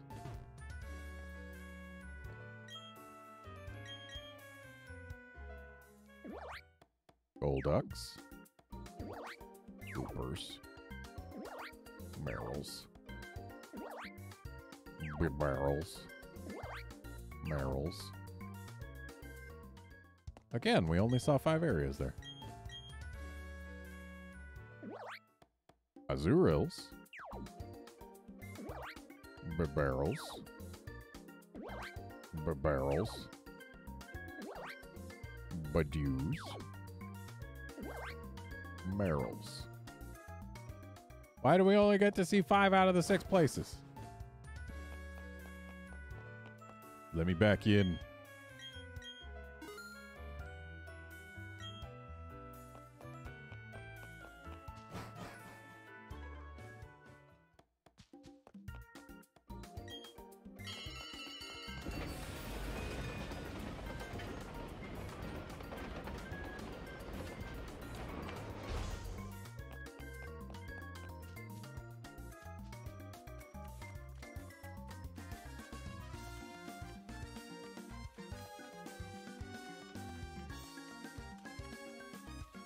Where are all the Pokemon?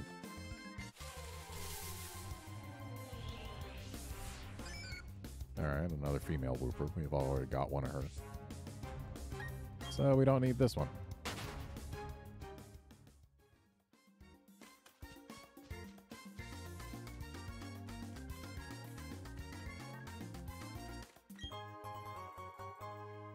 Great. What's that doing here, though? You can't use Great Balls here.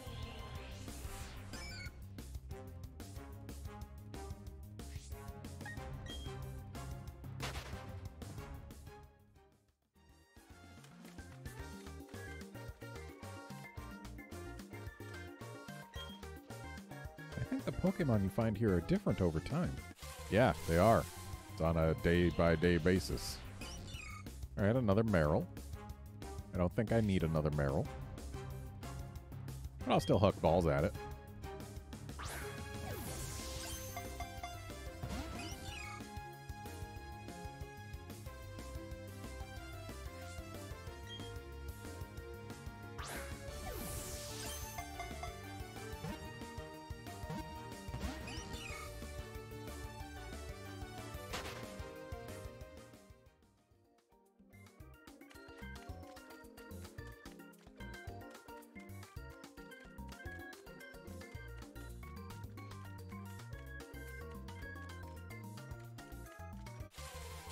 Also, none of the binoculars showed me the Scorpy. So I guess you can look in the binoculars multiple times and see different Pokemon each time or something.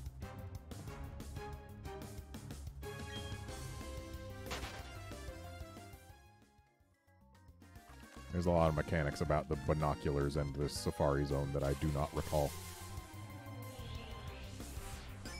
Now there's a Wooper I need.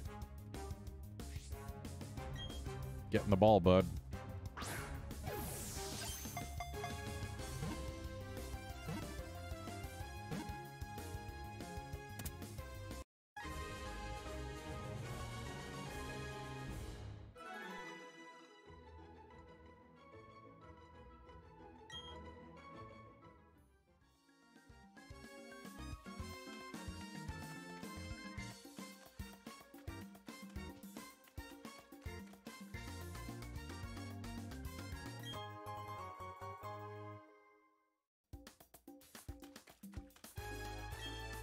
When you're walking on boggy parts, sometimes you get sucked down. Getting free of the bog takes time, which is a luxury in a Safari game. Well, it's not time that's a luxury, it's steps. So unless it takes steps...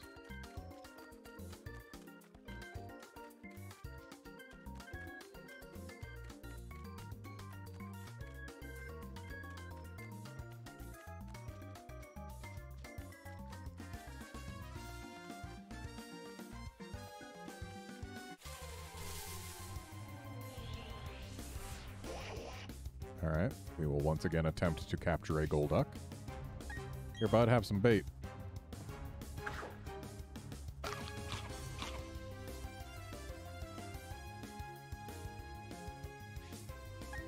There, I fed you. Now get in the ball. Okay, I should have been more specific. Get in the ball and stay in the ball.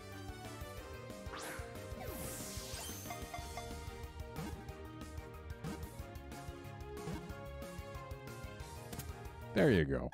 See, sometimes you just gotta ask.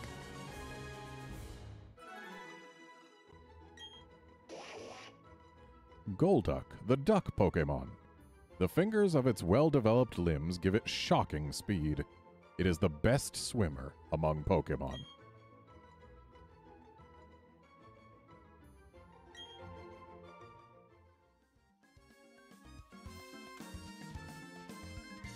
And we've made it back to start.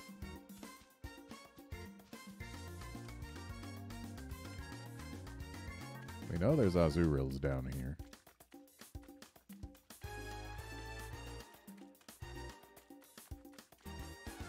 There's probably no Carnivines today.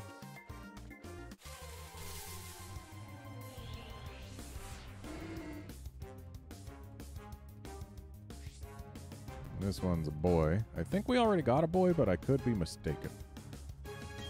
Either way, I'll huck a ball at it.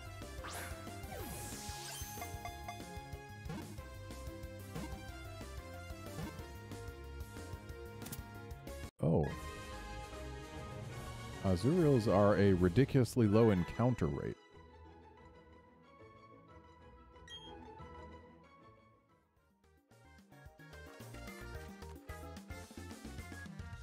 They're the only thing I still need from in here. And let's actually see. The Quagsire, we got a male and a male. Okay, yep, we need a female Quagsire.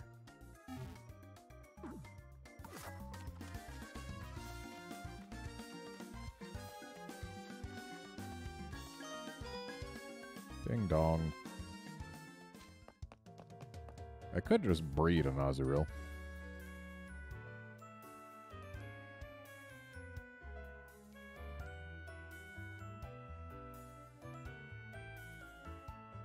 That might be the way to go. I'll try one more time, though. It's the only other thing I need in here that is guaranteed to be here.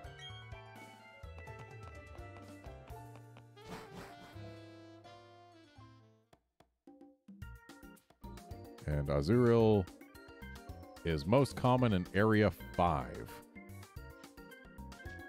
where it is a 5% encounter rate. Everywhere else in here, it is 1%. which I'm sure I don't have to tell you is lower than 5%.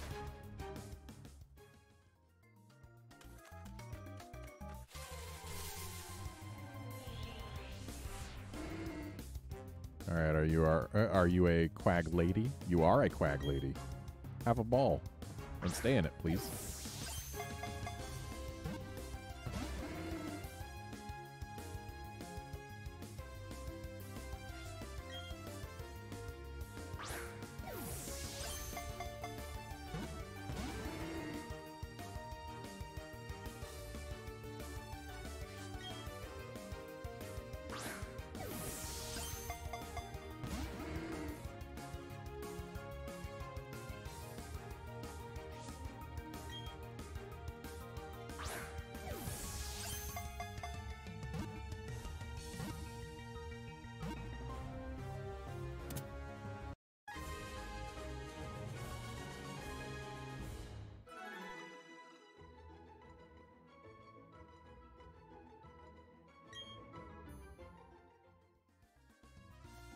And now that we've got a quag lady, Azurill is the only thing in here that I still want.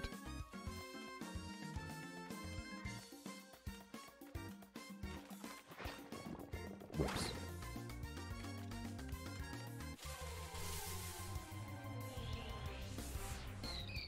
And there it is.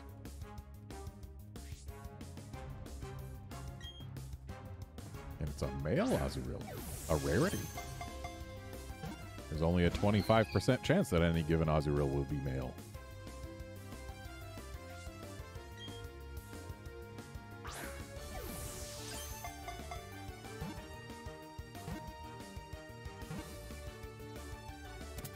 Also, incidentally, Azurill has a lower capture rate than Meryl,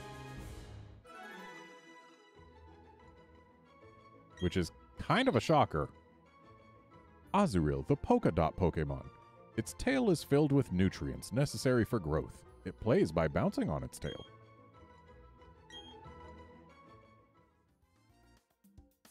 And if I could get another Meryl... Or wait, do I already have 2 Meryls? I do not have 2 Meryls. So yeah, if I could get another Meryl, then I'd be able to get an Azurill easy. Or an Azumarill, rather.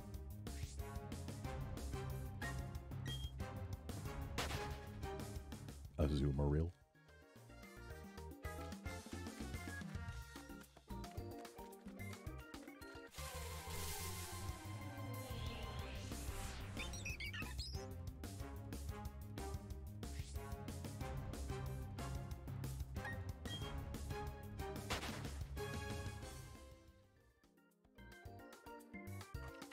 And it looks like Meryl's a 15% encounter rate basically anywhere I go in here. So just sticking right here until time up.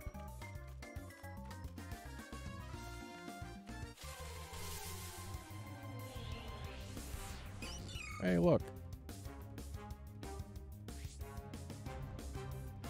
Another interesting thing about Meryl and Azurill. Azurill has a 25% chance to be male. Meryl has a 50% chance to be male. The thing is, a Pokemon's gender is determined by a personality value that is set as soon as the Pokemon is generated, and that value never changes. And the way Pokemon being male or female is handled, it just looks at what the personality value is, and if the value is below a certain number, it's one, and if it's above that number, it's the other. Which means that since that personality value does not change upon evolution, 50% of female Azurills, or not 50%, a third of female Azurills, 25% of Azurills in all, will become male upon evolving.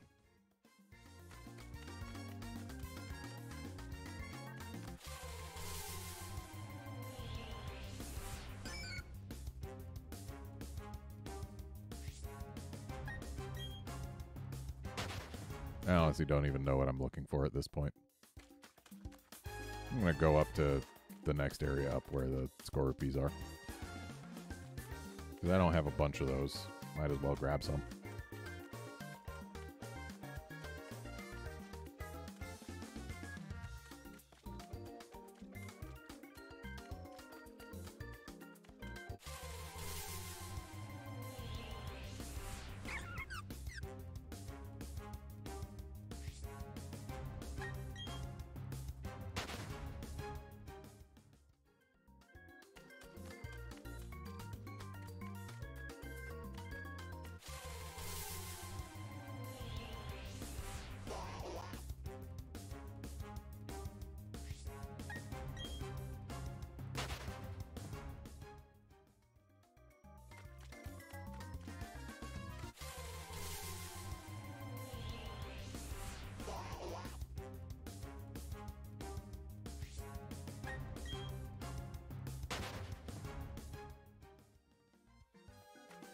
At this point, we're just running down the clock. Or the step counter, as the case may be. And encountering Psyducks repeatedly. Who knows, maybe it's the same Psyduck.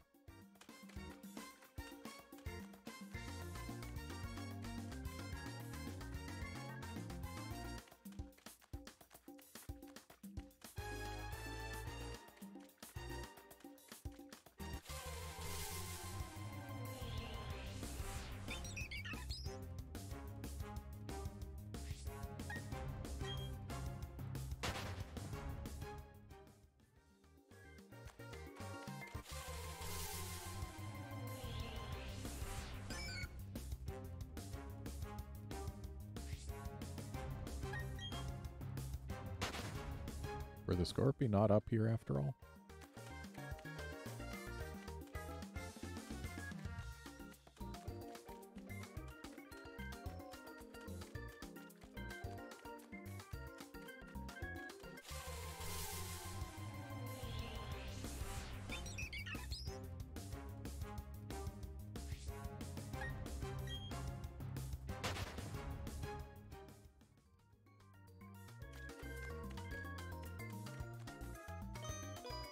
There we go.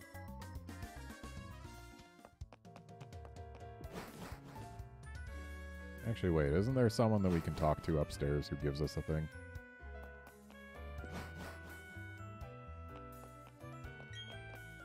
There are shuttle trains in the marsh called quick trams. You should use those if you're going to a deeper area in the marsh. Tell me I'm not imagining this. The Great Marsh's Pokemon seem to be different from the ones yesterday.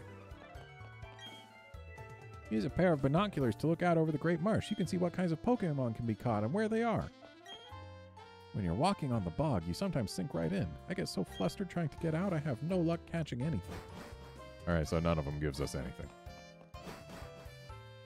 Well, let's go put a stop to Team Galactic.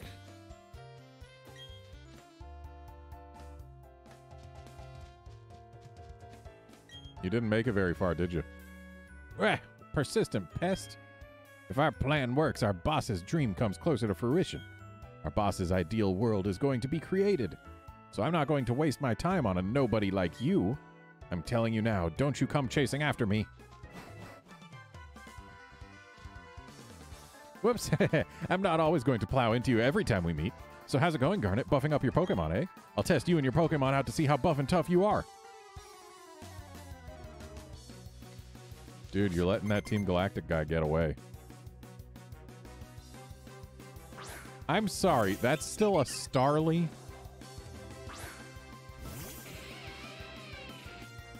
Why is that not a Staravia?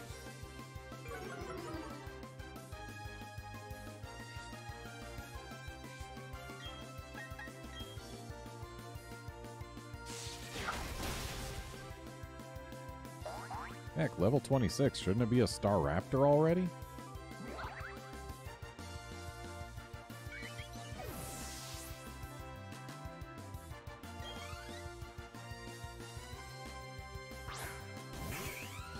Bad call, dude.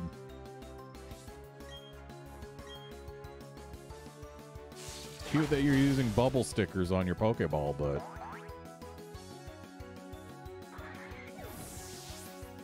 Prinplup, not the right choice to make against Luxray.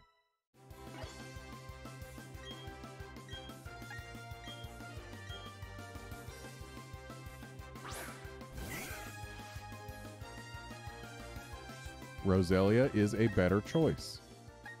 But I'm going to let Honchkrow go to work here.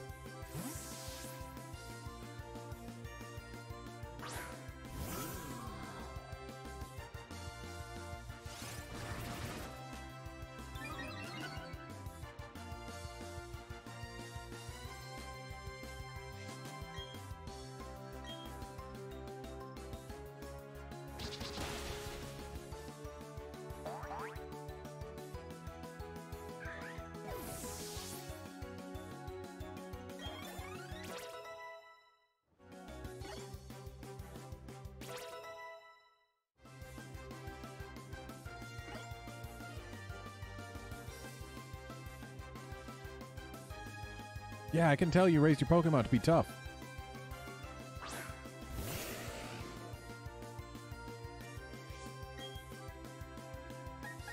Got anything good on you?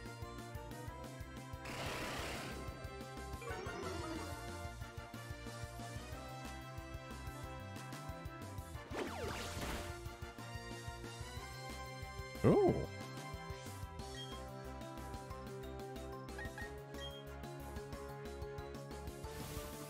Ah, yes, it's important to raise your speed when you're going to be KO'd in one more hit and are the last Pokemon on your team.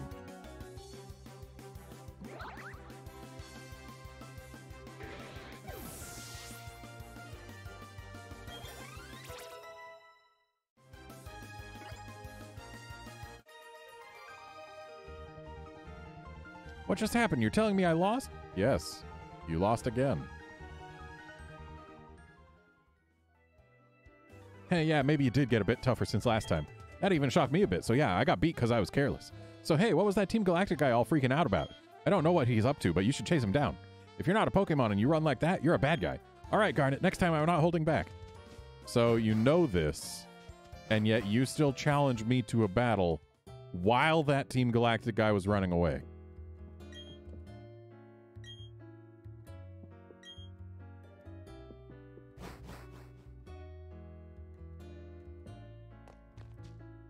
Route 213. Do you have new Pokemon?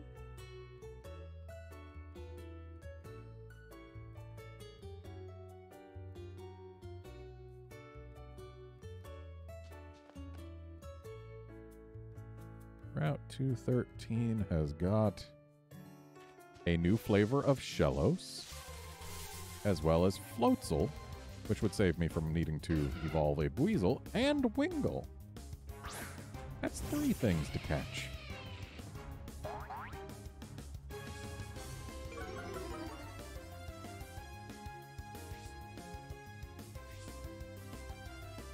Ooh, and we can get Remoraid from using our Good Rod.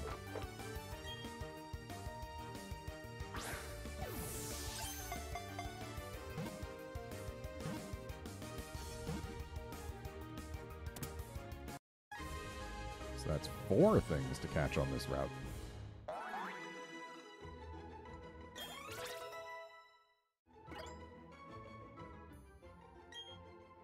Wingull, the seagull Pokemon. Catching sea winds with its long wings, it soars as if it were a glider. It folds its wings to rest.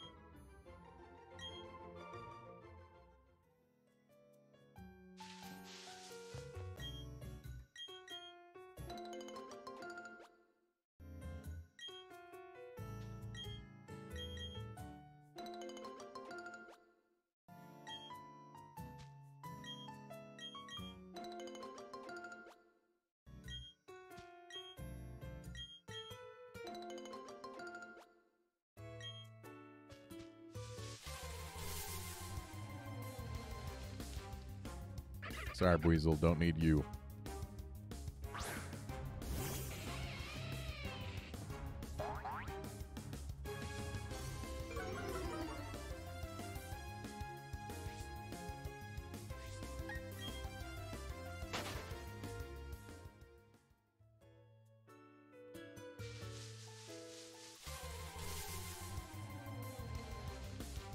Still don't need you, Buizel.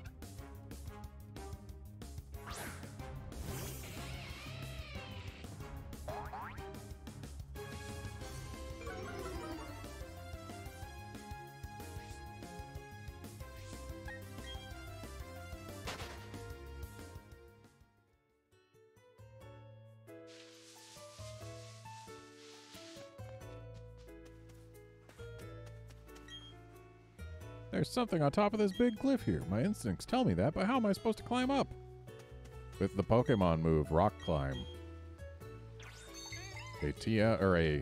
What was once an HM that was added in this game, and I think maybe it came back in Gen 5, but it was definitely dead by Gen 6.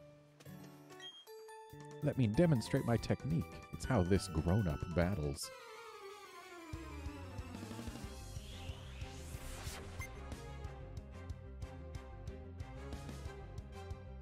Anyone who emphasizes the fact that they're a grown-up out of nowhere isn't really a grown-up.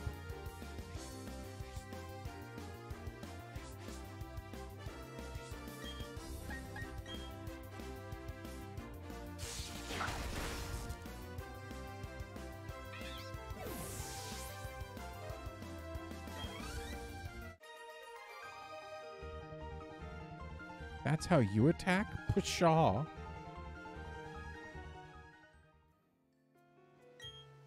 You're so much more of a trainer than you look. Yeah, I guess so.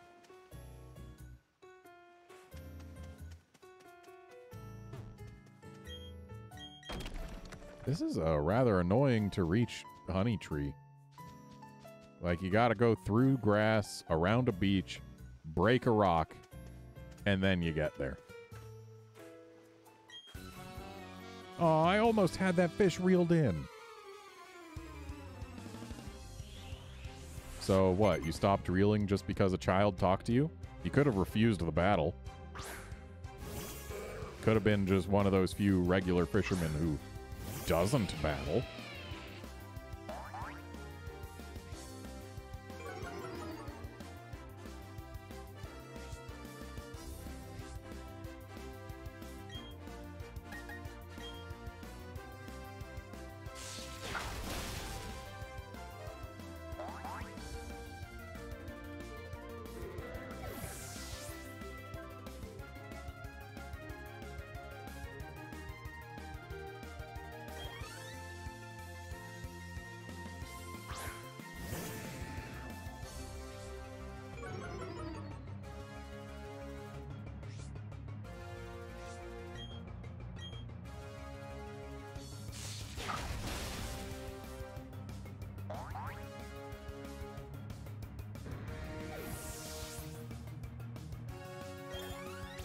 Congrats on your 2 IV Ditto, Seth.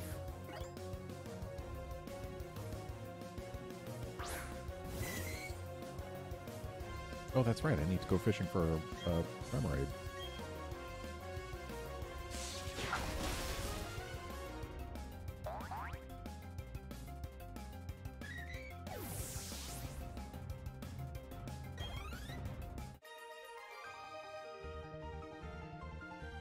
You need to have more respect for a grown-up. That's 2 people here who have brought up the fact that they are grown-ups out of nowhere. You need to settle down some. Why, just because I talk to someone who I see and ask them if they want to battle?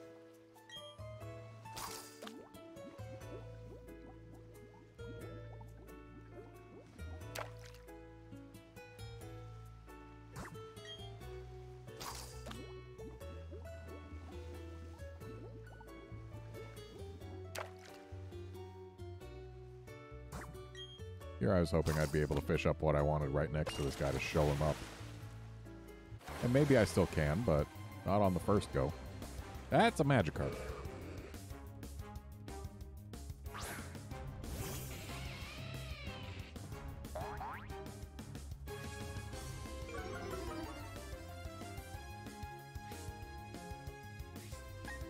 It's kind of sad that Remoraid, which is what I am currently after, was subject to a design change to keep this game, well, to keep the Pokemon series more all ages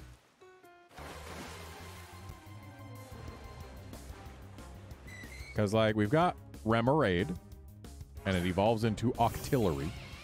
And actually, both of them were subject to design changes. But, like, their names. Remoraid has Raid. Octillery is based on Artillery. And Remoraid, in its original design, which never made it into an actual released game, but its original design, it looked more like a water pistol. More like a revolver water pistol, actually. So it was very clear that it was meant to be gun-shaped. Here, you can still kind of see it, especially if it's pointed out to you. Like, this is supposed to be a water pistol. So, like, the lower fin, the lower tail fin is its handle. The upper tail fin is the hammer. The two lines on its back are meant to evoke the image of a revolver's chamber. And the horn on its head is a sight. And the mouth is, of course, the barrel. So it's meant to evoke the image of a revolver. It doesn't do a very good job of it unless it's pointed out to you, I don't think.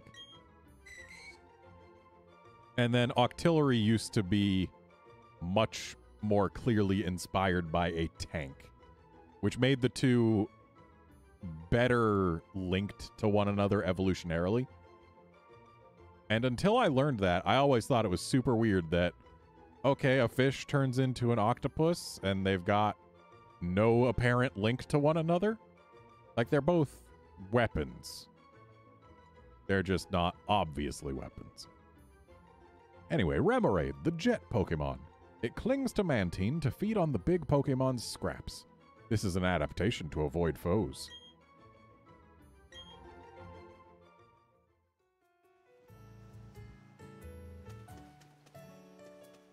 Alright, so we can go further that way for the galactic guy, but that's not going to get us more grass, and we need more grass so that we can get our hands on a Floatzel and a Shellos.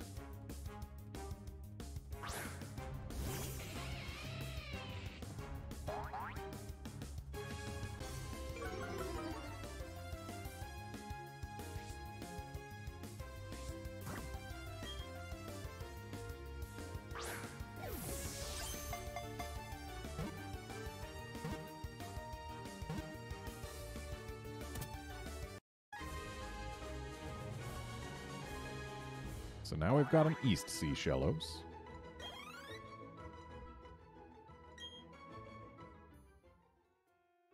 And Floatzel is all I need from this grass now.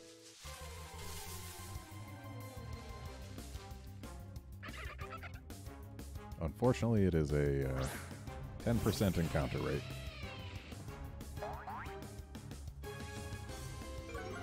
Which puts it at the same level as Pikachu.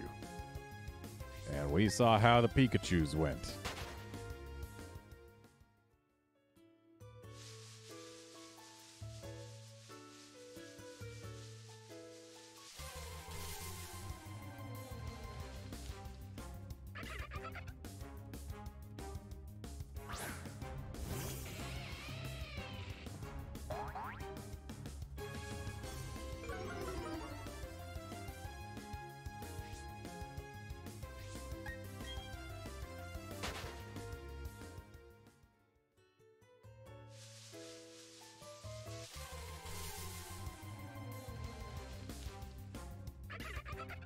You know, I bet there's somewhere else where I can find Floatzel more often. So I think I'm going to go ahead and just leave it be. Just because this is the first place they exist in the wild doesn't mean it's the best place.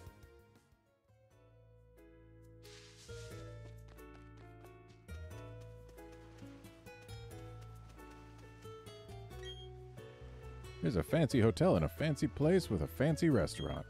Fancy restaurants filled with fancy people who think of themselves as being too fancy to battle alone.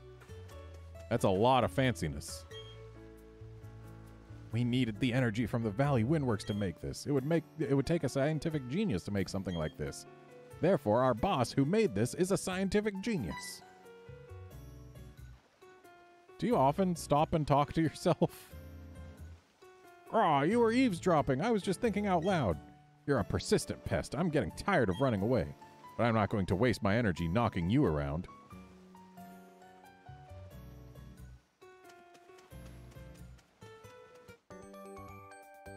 Oh, we didn't have to go down the west to get to Pastori City. I could have sworn we needed surf here. Isn't this nice? I love my inner tube.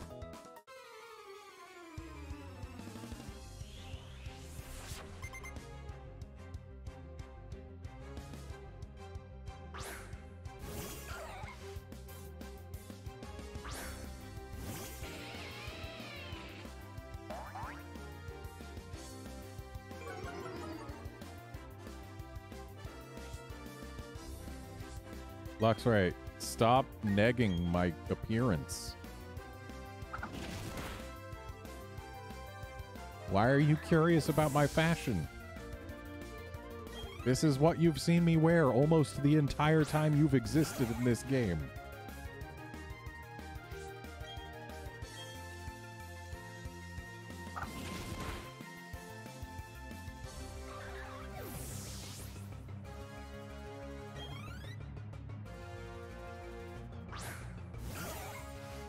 Oh, this kid's been to a different beach.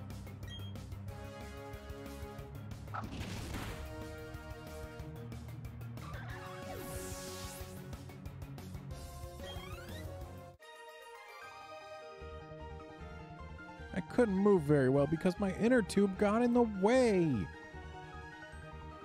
Thought your inner tube was nice, kid. My mom blew up my inner tube for me. I ran out of breath just opening it.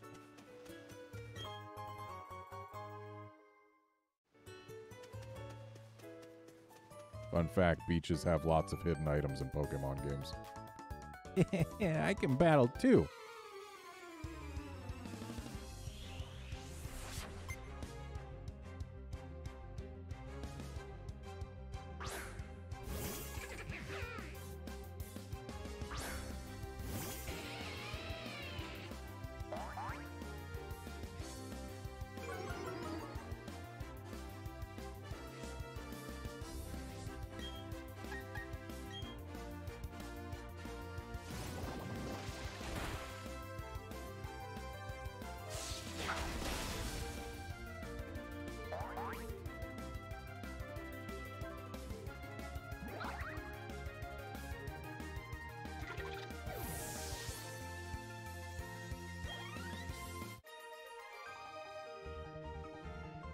I lost, and now I feel hungry.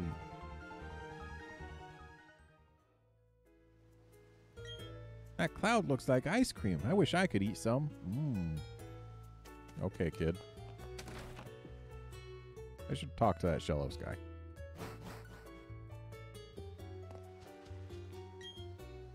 I stand stoically in front of the deep blue sea. Why? Because I'm a rich boy. The seaside suits me better than the sea. Is that how it works? So if I was rich, should I stand here and just face this way all day long?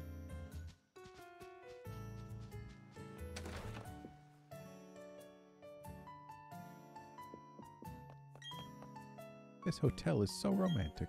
I hope a night on a Pokemon will sweep me away for a honeymoon here.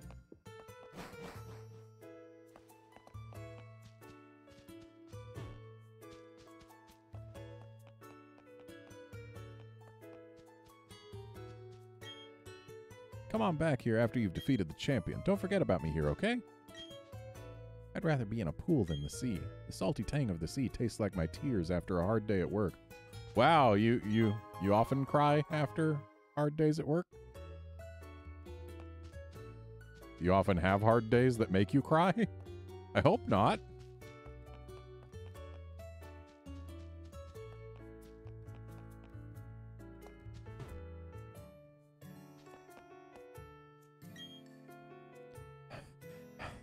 Why am I running like this? Anyway, that new universe the boss was talking about, it's giving me goosebumps thinking about it. So we use this. You were eavesdropping. I was only talking to myself. You're persistent too. I'm pooped out from all the running. But I'm not gonna battle you.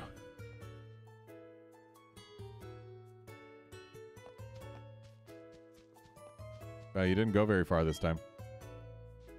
Ah, no, you're still on my tail. The lake's within sight. You leave me no choice. My Pokemon will knock you out. Will they, though?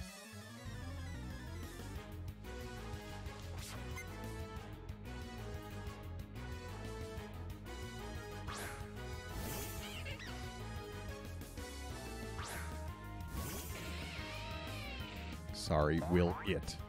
You only have one.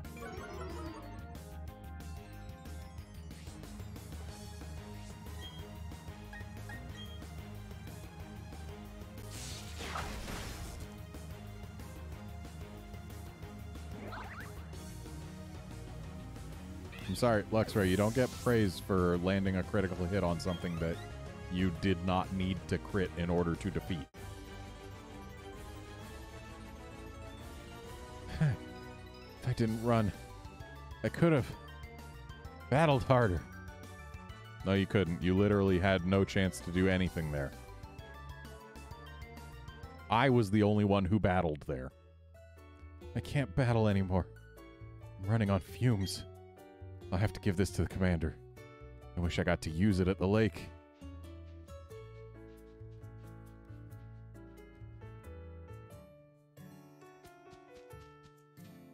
Hi, Cynthia. Oh, hello. Long time no see. How's your Pokedex filling up? I came to research the folklore about the lake, but, well, it doesn't appear as if the lake is open to the public now. Have you heard the folklore about it? They say there's an island inside the lake, and that a mysterious Pokemon resides there. No one must enter the chamber of that Pokemon. Sorry to change the subject, but have you seen the group of Psyduck on Route 210? Yeah. Yes, that's right, by the cafe on Route 210. You've seen that group of Psyduck huddled with their heads in their, hands? Anyway, what you should do is use this medicine on the Psyduck. You're working on a Pokedex, so it would be worthwhile for you.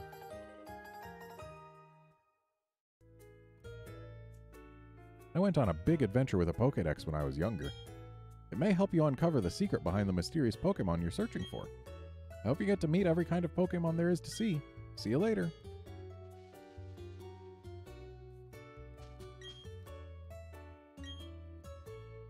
Oh, Cyrus is trying to protect the lake?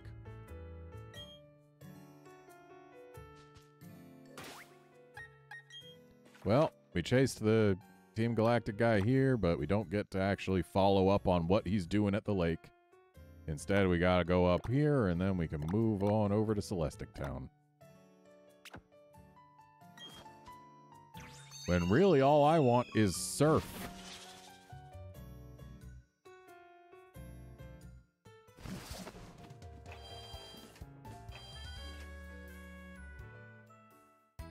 Also, we're way over leveled for everything, so what I'm going to do is I'm going to put Honchkrow, my lowest level Pokemon, in front.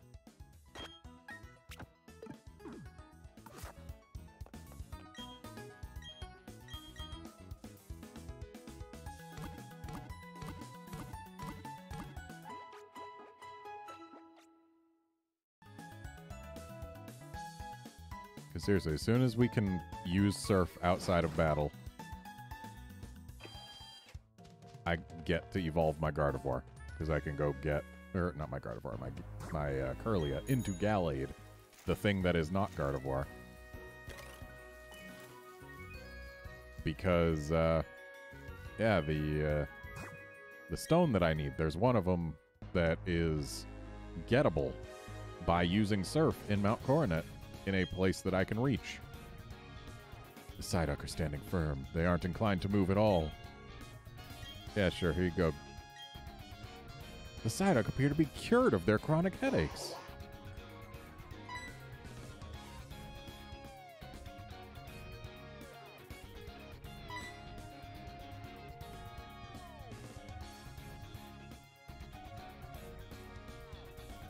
Oh good, you used the secret medicine I gave you. Psyduck are known to suffer from chronic headaches, but no one's been able to figure out what triggers the headaches. Excuse me. Oh, I want to ask you a big favor. I want you to deliver this old charm to my grandma in Celestic Town. Also, my controller fell when I sneezed there, and the trigger got hit, which advanced the text. I don't like that they made the triggers advance the text. Not a fan. I know there are some rare Pokemon between here and Celestic Town, so it'll be worth your while to go. Sure.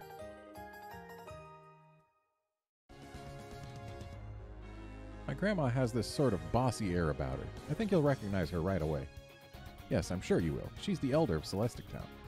As for the location, look on your town map. You can't miss it. Okay, I'm counting on you. See you again down the road.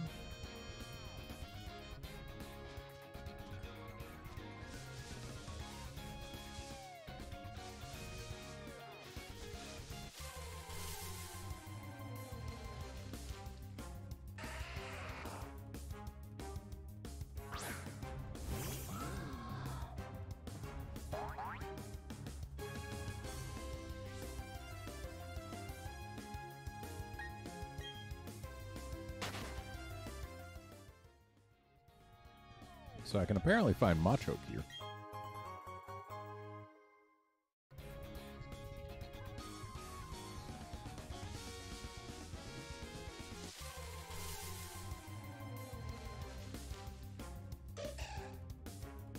Okay, maybe not here. I guess this still counts as the south part of this route.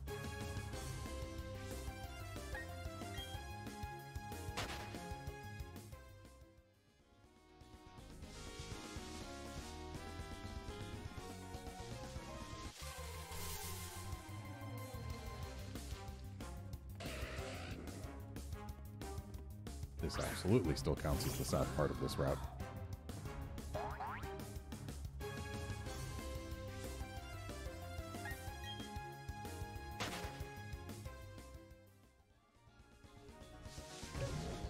Oh, hello. I'm one of the ninja trio. Being discovered means I must battle.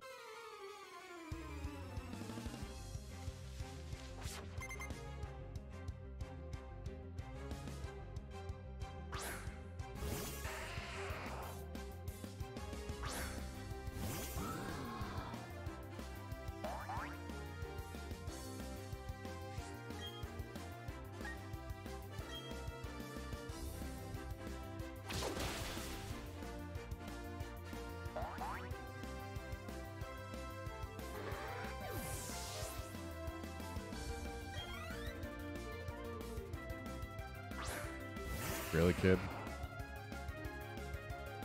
Why Geodudes?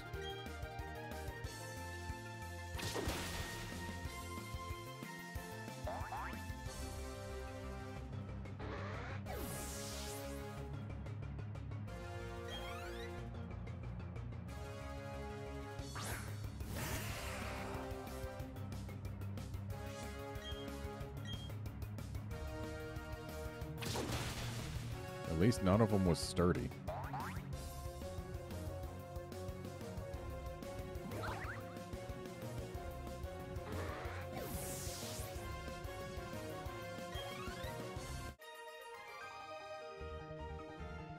I concede defeat.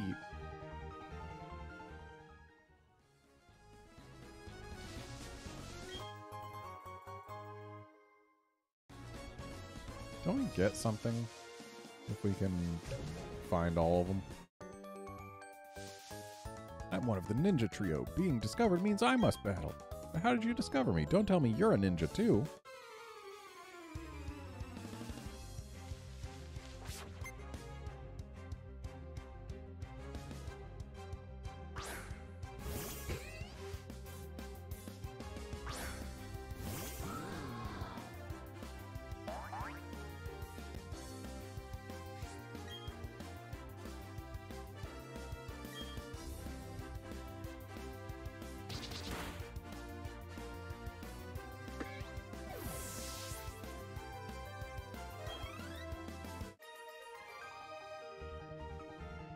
I concede defeat.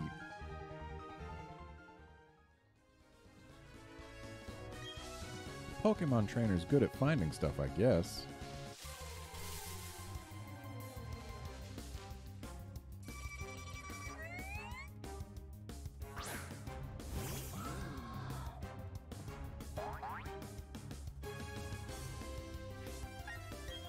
Alright, Honchkrow, my great strategy is running away because we don't need to fight or capture that thing.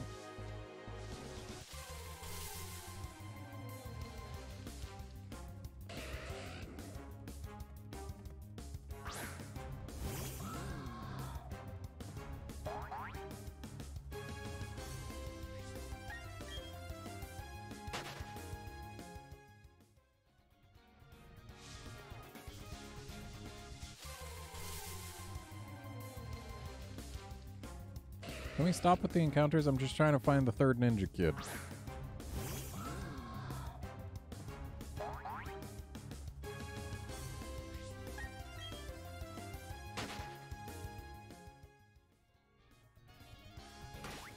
In fact...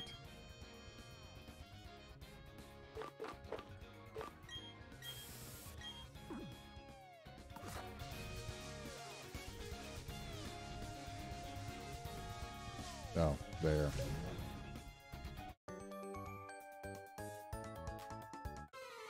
These three sure do all say the same exact thing.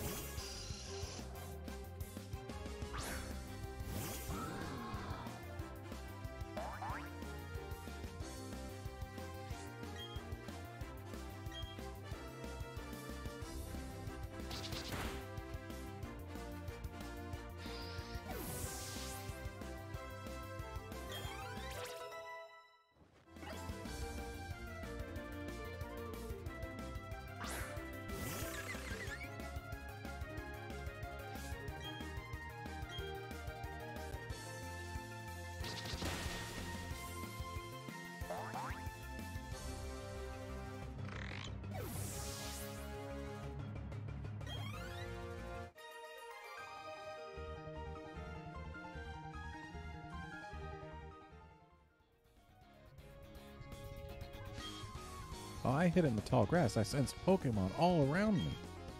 Furtive sounds of movement, stifled cries, I heard them.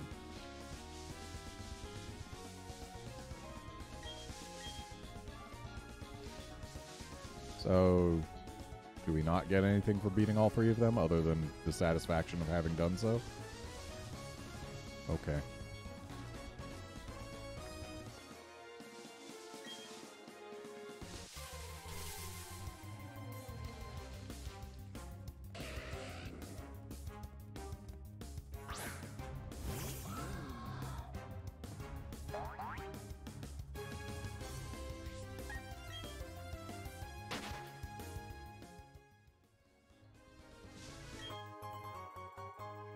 Ooh, an Ultra Ball.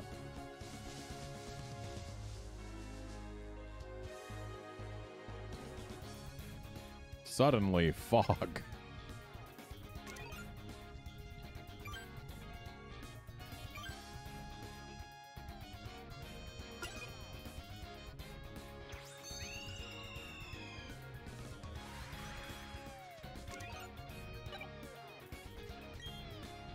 If I could use the hidden move Defog, I'd clear up the weather in 2 flaps of a Staravia's wings. How does Defog work, you ask? Bird Pokemon flap their wings to blow the fog away.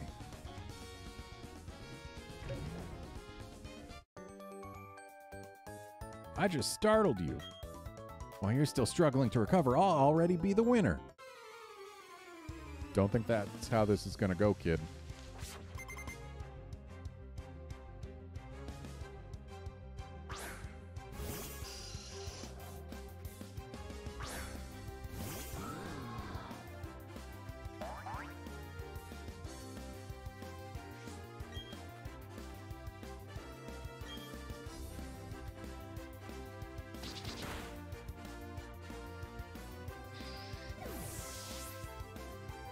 So this is the part of the route where I can find a Machoke. Though it's a 10% encounter rate, and it's an evolution of something I already have, so not gonna get super focused on it.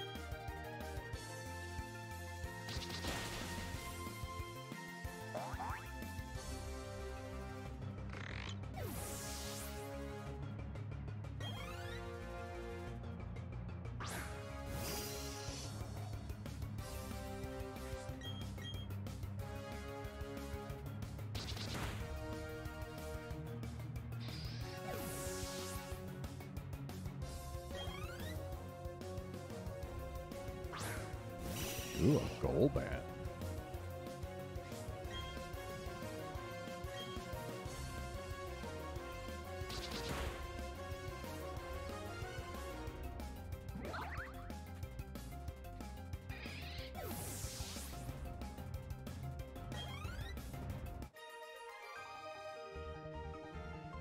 What's with you? You didn't give me any openings.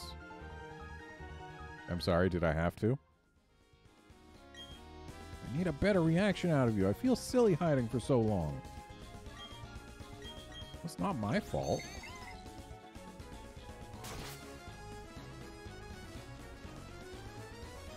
Is this just for skipping the grass? Looks like it's just for skipping the grass. Skipping grass is for cowards. As an ace trainer, I have to take battles in stride. I need to stay cool and calm whether I win or lose.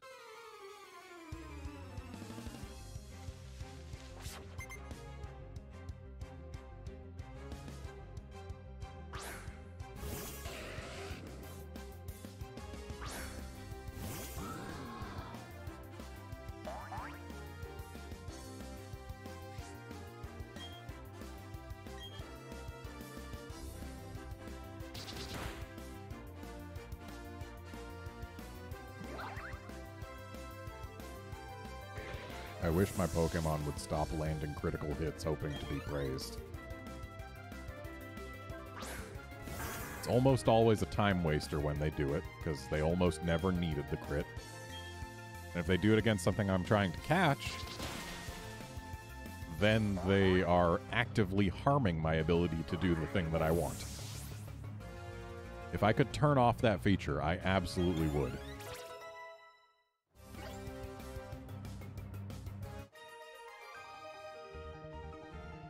Yeah, we lost! What happened to remaining calm?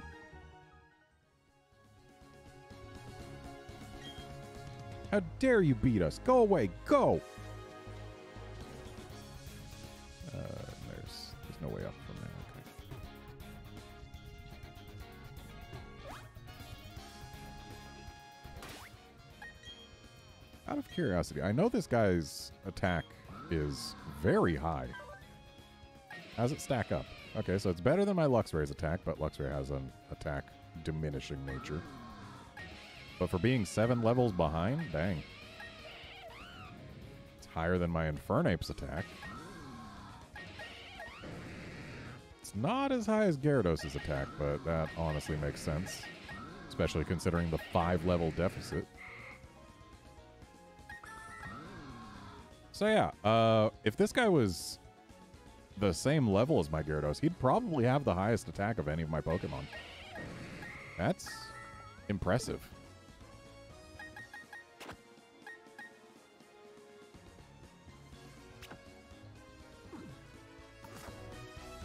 Hey, you two. Here comes a trainer. Zach, you ready? Let's do this. Jen, watch this. I'm going to use everything you've taught me.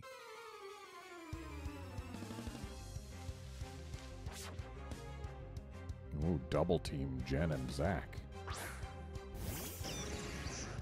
I see one of you is super effective against the other. And also against both Pokemon that I sent out. Oops.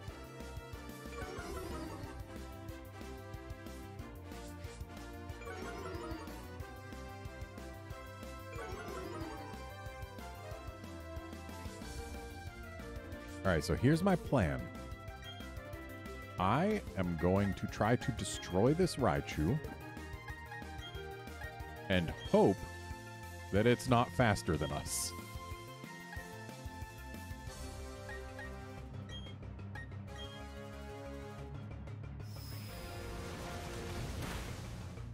Okay, Raichu destroyed. Oh no, my Gyarados is paralyzed. Good news is, that Raichu can no longer destroy my Gyarados. Or my Honchkrow, for that matter.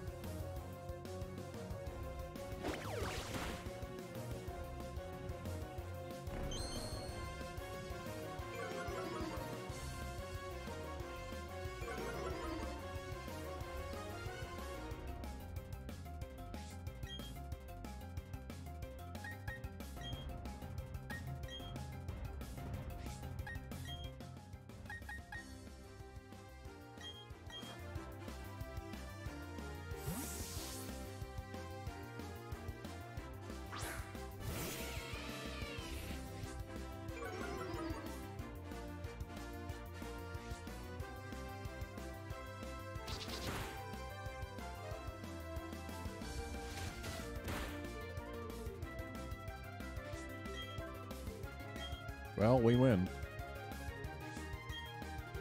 I don't even need to spark, but I will.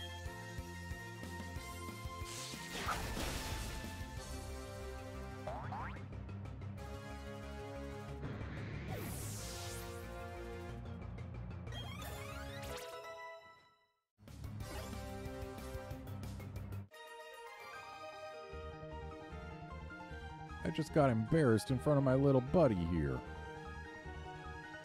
Wow, someone that's even better than Jen. Wow, they were loaded. Zach, I'm so sorry. I'm a failure as your instructor. I don't care if I get to meet the greatest trainer in the region. I'd still rather learn from Jen. Oh, hey, bud. You seem to have a lot of confidence. Let's see if it's justified. Oh, I believe you will find that it is. Ernest. Ooh, bad call. That fella right there, you're gonna get one shot.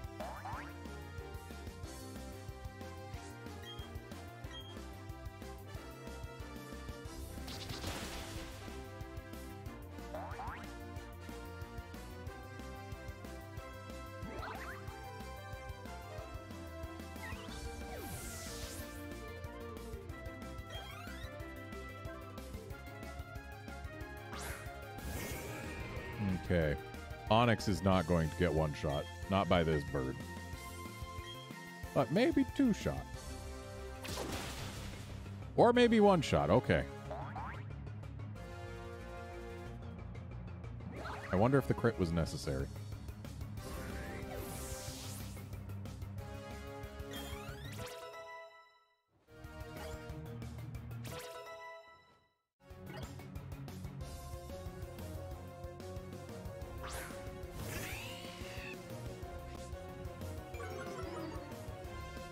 Okay, I think I'll swap out for this Luxio. As much as Honchkrow could probably handle it, it's got a type advantage. One that I do not wish to let stand. Especially not after an Intimidate.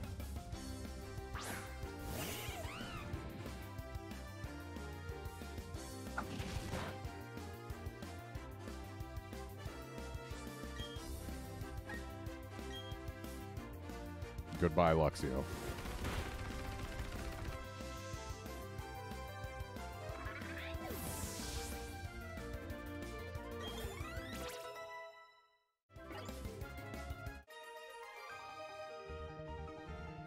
Haha, a total loss for me. Yeah, that is what that was. You seem to have an abundance of talent. It's pretty amazing. Thanks. Oh, we know what to do there. Oh, hello. A ninja can use all sorts of cool techniques.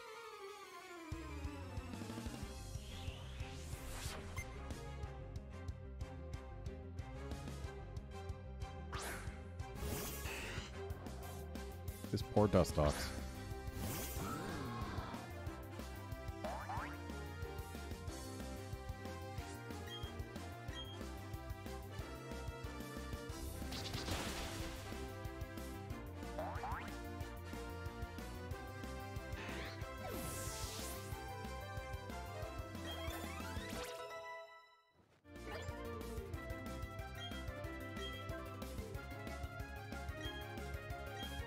I mean, it's better than Psybeam.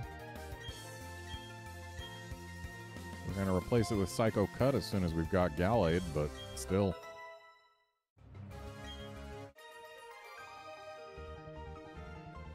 My ninja techniques failed to work.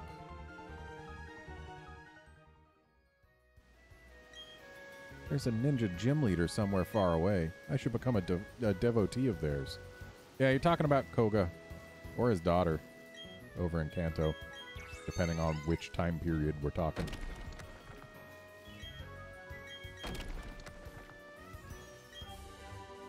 Ooh, Shadow Ball.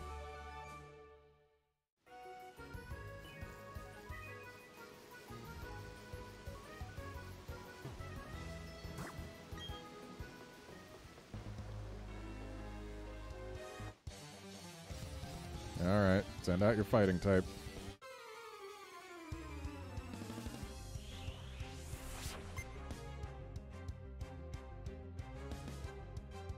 Ooh. Well, that thing's getting plucked.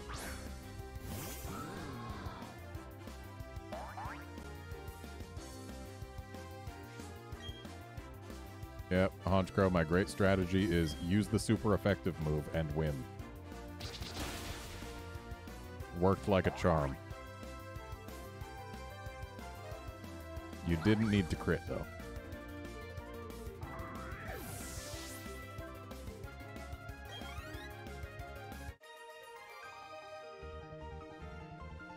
Yoga! Honchkrow has super luck, which means it crits more often. Does that mean it gets the friendship crits more often, too? Why? Is it because my training wasn't enough?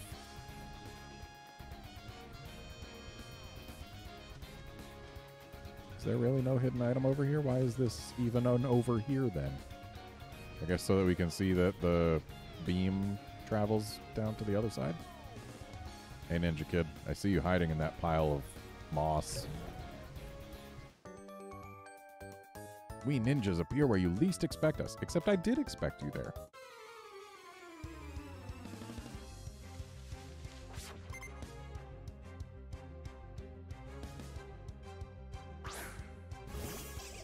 Well, that thing's not going to have a good time against my Honchkrow.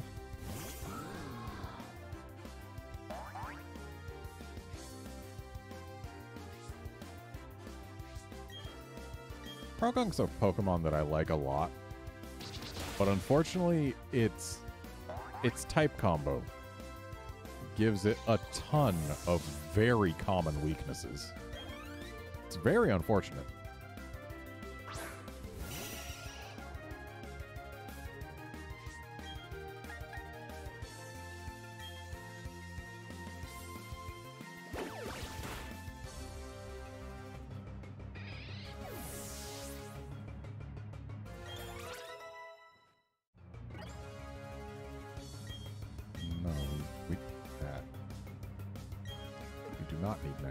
This is a physical attacker.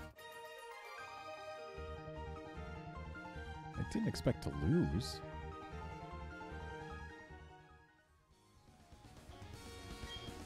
When I hide out like this, I think about what it must be like for Pokemon inside their Pokeballs. Ooh, Smoke Ball. That's great. Put that on your lead Pokemon and it can well, put it on any Pokemon and it can always retreat from battle. I'll teach you about the charms of bird Pokemon. Okay, allow me to send out my bird and show you how charming they are indeed. Though, admittedly, I don't like Honchkrow because it's a bird. I like Honchkrow because it is a great bird. Look at him.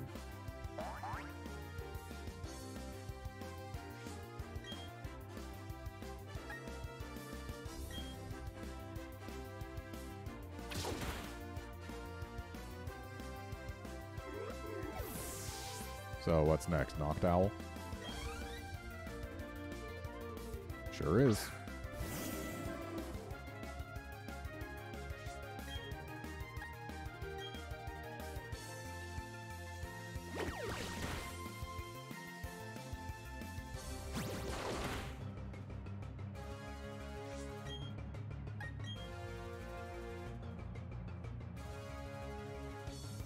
That was a 5% chance to miss.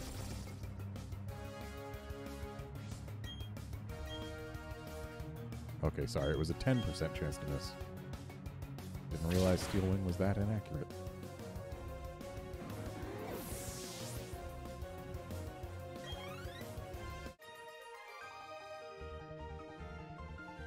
Wow, I admit I'm quite surprised that I was using a bird and it was better than your birds. The sight of you battling, it was simply a wonder to watch.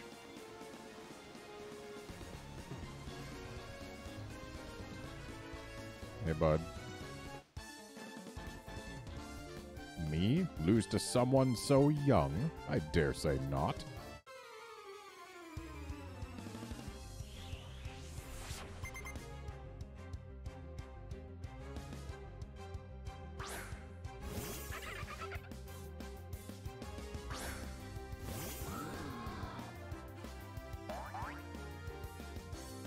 So our bird doesn't have anything super effective against this weasel, but it does have pluck.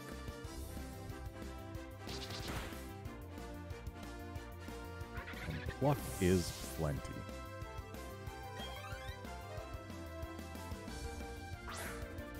We do have something super effective against this stupid giraffe.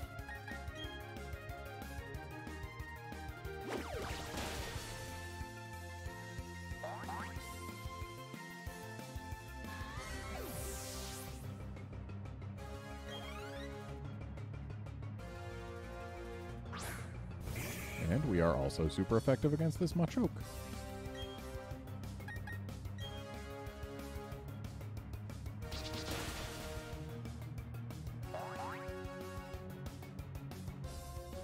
Probably didn't need the crit, though.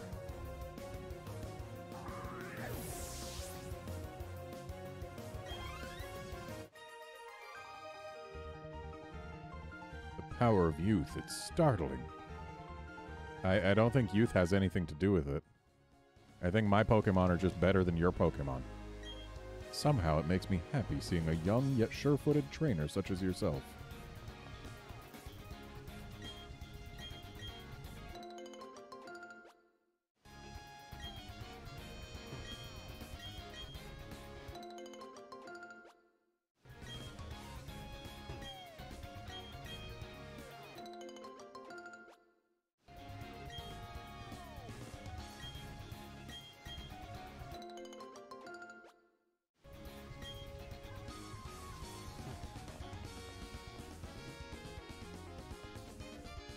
Let's have one more encounter before we go into Celestic Town. And that ain't the Machoke we want.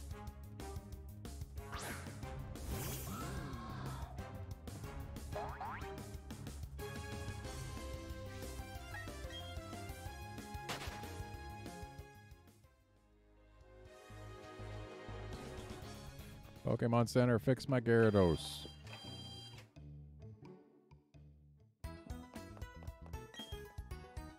What would bring you to a place so far off the beaten path? There is nothing to see here but some ancient Pokemon etchings.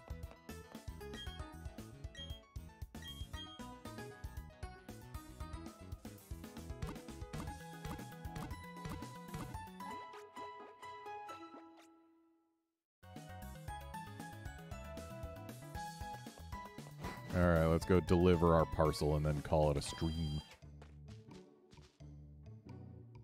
The past lives. There's an odd spaceman in front of the ruins. There isn't anything there, but that only seemed to make him angry. He's saying he will blow the town up with a bomb. The nerve of it all. If only I were younger, I'd punish that spaceman with my Pokemon.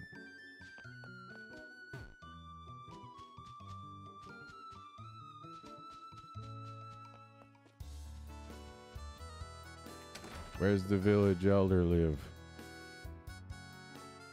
You're not her.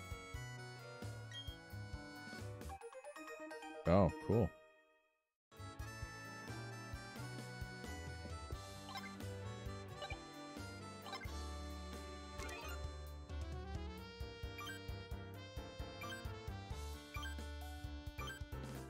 I see our step counter is maxed out.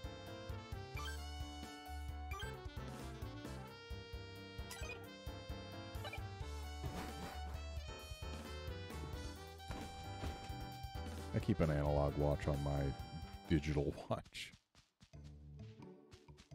I bet the village elder lives in the big house. You're not her. Where are you from? Twinleaf Town, you say? Isn't that close to Lake Verity? That lake is said to be home to Mesprit, the being of emotion. It must be looking over you. Must it? It's an old book. When that Pokemon was born, intelligence bloomed among us, enriching our lives. When that Pokemon was born, emotions bloomed among us, giving us joy and sorrow. When that Pokemon was born, willpower bloomed among us, spurring us into action. My big sister is studying the myths of Sinnoh. She wants to know how people and Pokemon interacted in the days of myths. Were things different back then, or were they the same as now? She says that's the focus of her research. I bet things were different. Do you think things didn't change over the course of hundreds of years, if not thousands?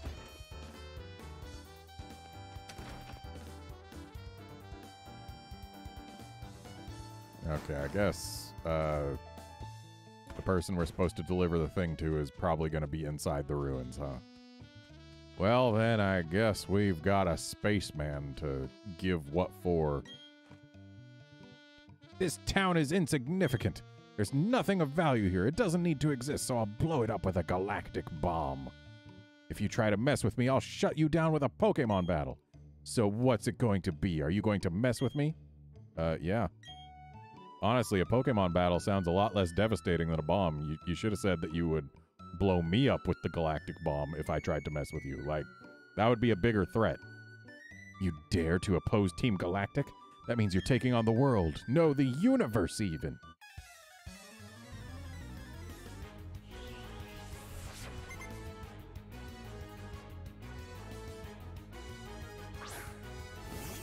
Well, that bug's gonna have a bad time.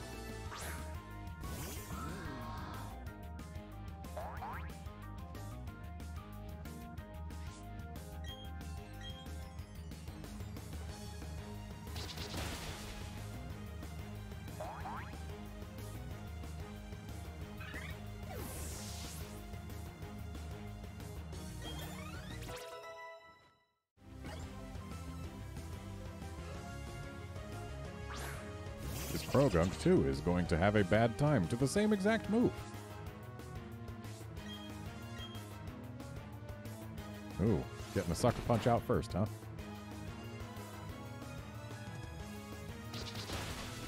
Way to go, bud. You took away 5 HP from one of my Pokemon.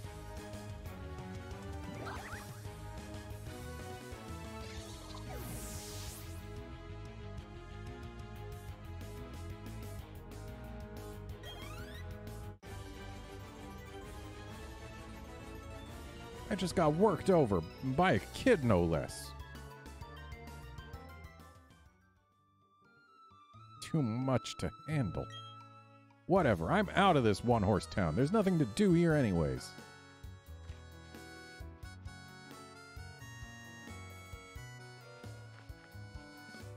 Well, aren't you quite the trainer? That was magnificent. As the elder of Celestic Town, I give you my thanks. Oh, that old charm. May I see that, dear?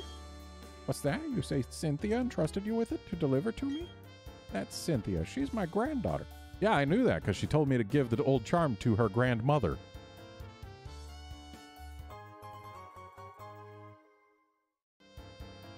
This old charm is something made in Celestic Town long, long ago. It was made in honor of a mythical deity said to have created Sinnoh. These old charms are still discovered now and again. Since you're in Celestic Town, why not look around inside the ruins? Okay. The flow of time never stops. The past, future, and present.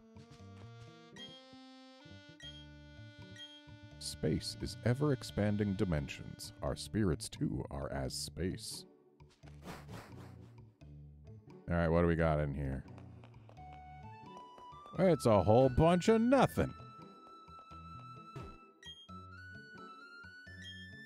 Mysterious designs cover a whole section of the wall. 3 strange things forming a triangle. In the middle of them is a shining sphere. What is this all about? The cave painting reminds me of an old story. There existed a being so powerful it was considered a deity at the time. Opposing this being were 3 Pokemon. The 3 kept balance with the one, as if they formed a triangle. It's an ancient legend of Sinnoh that is still told to this day in Celestic Town. Oh yes, I found something useful. You should take these. They belong to my granddaughter, but she's not using them. Is that a good enough reason to give away her belongings? Ooh. But can I use it outside of battle yet? Each of those TMs contains surf. The user controls a huge wave, drags everything around it except for the user itself, and attacks. My granddaughter said something about, what was it? Oh yes, you can use surf from your Pokedex to cross water, such as seas and rivers. To use that hidden move in the field, however, you must first obtain the Heart Home Gym badge. On that matter, you will have to handle it yourself, I'm afraid. Well, now we know where to go.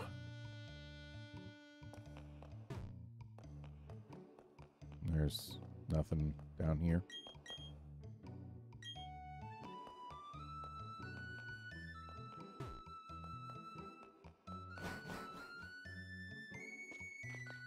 Oh, hi, Cyrus. There appears to have been an insignificant struggle here. Everyone should step back and view things from a bigger perspective. Yes, a bigger perspective, one that is on a universal scale. My name is Cyrus. I seek the power to create a new world, a world without strife. However, that power seems to be unavailable here. We've met before, yes? It was at Mount Coronet. If you discover any power derived from the legend of Sinnoh, inform me. For that power is what I need to create my new world. Again, do you just say these things to every child that you pass by? Other than the we've met before part, that is? Anyway. I do believe it is time to end this stream. So thanks everyone for joining to watch and chat and all of that. And I'll see you folks next time. I will be streaming this again tomorrow. And yeah, we're going to get Surf tomorrow. And maybe there'll be Freedom Unite tonight. Depends on how I feel after dinner. We'll see. Either way, see you then, friends.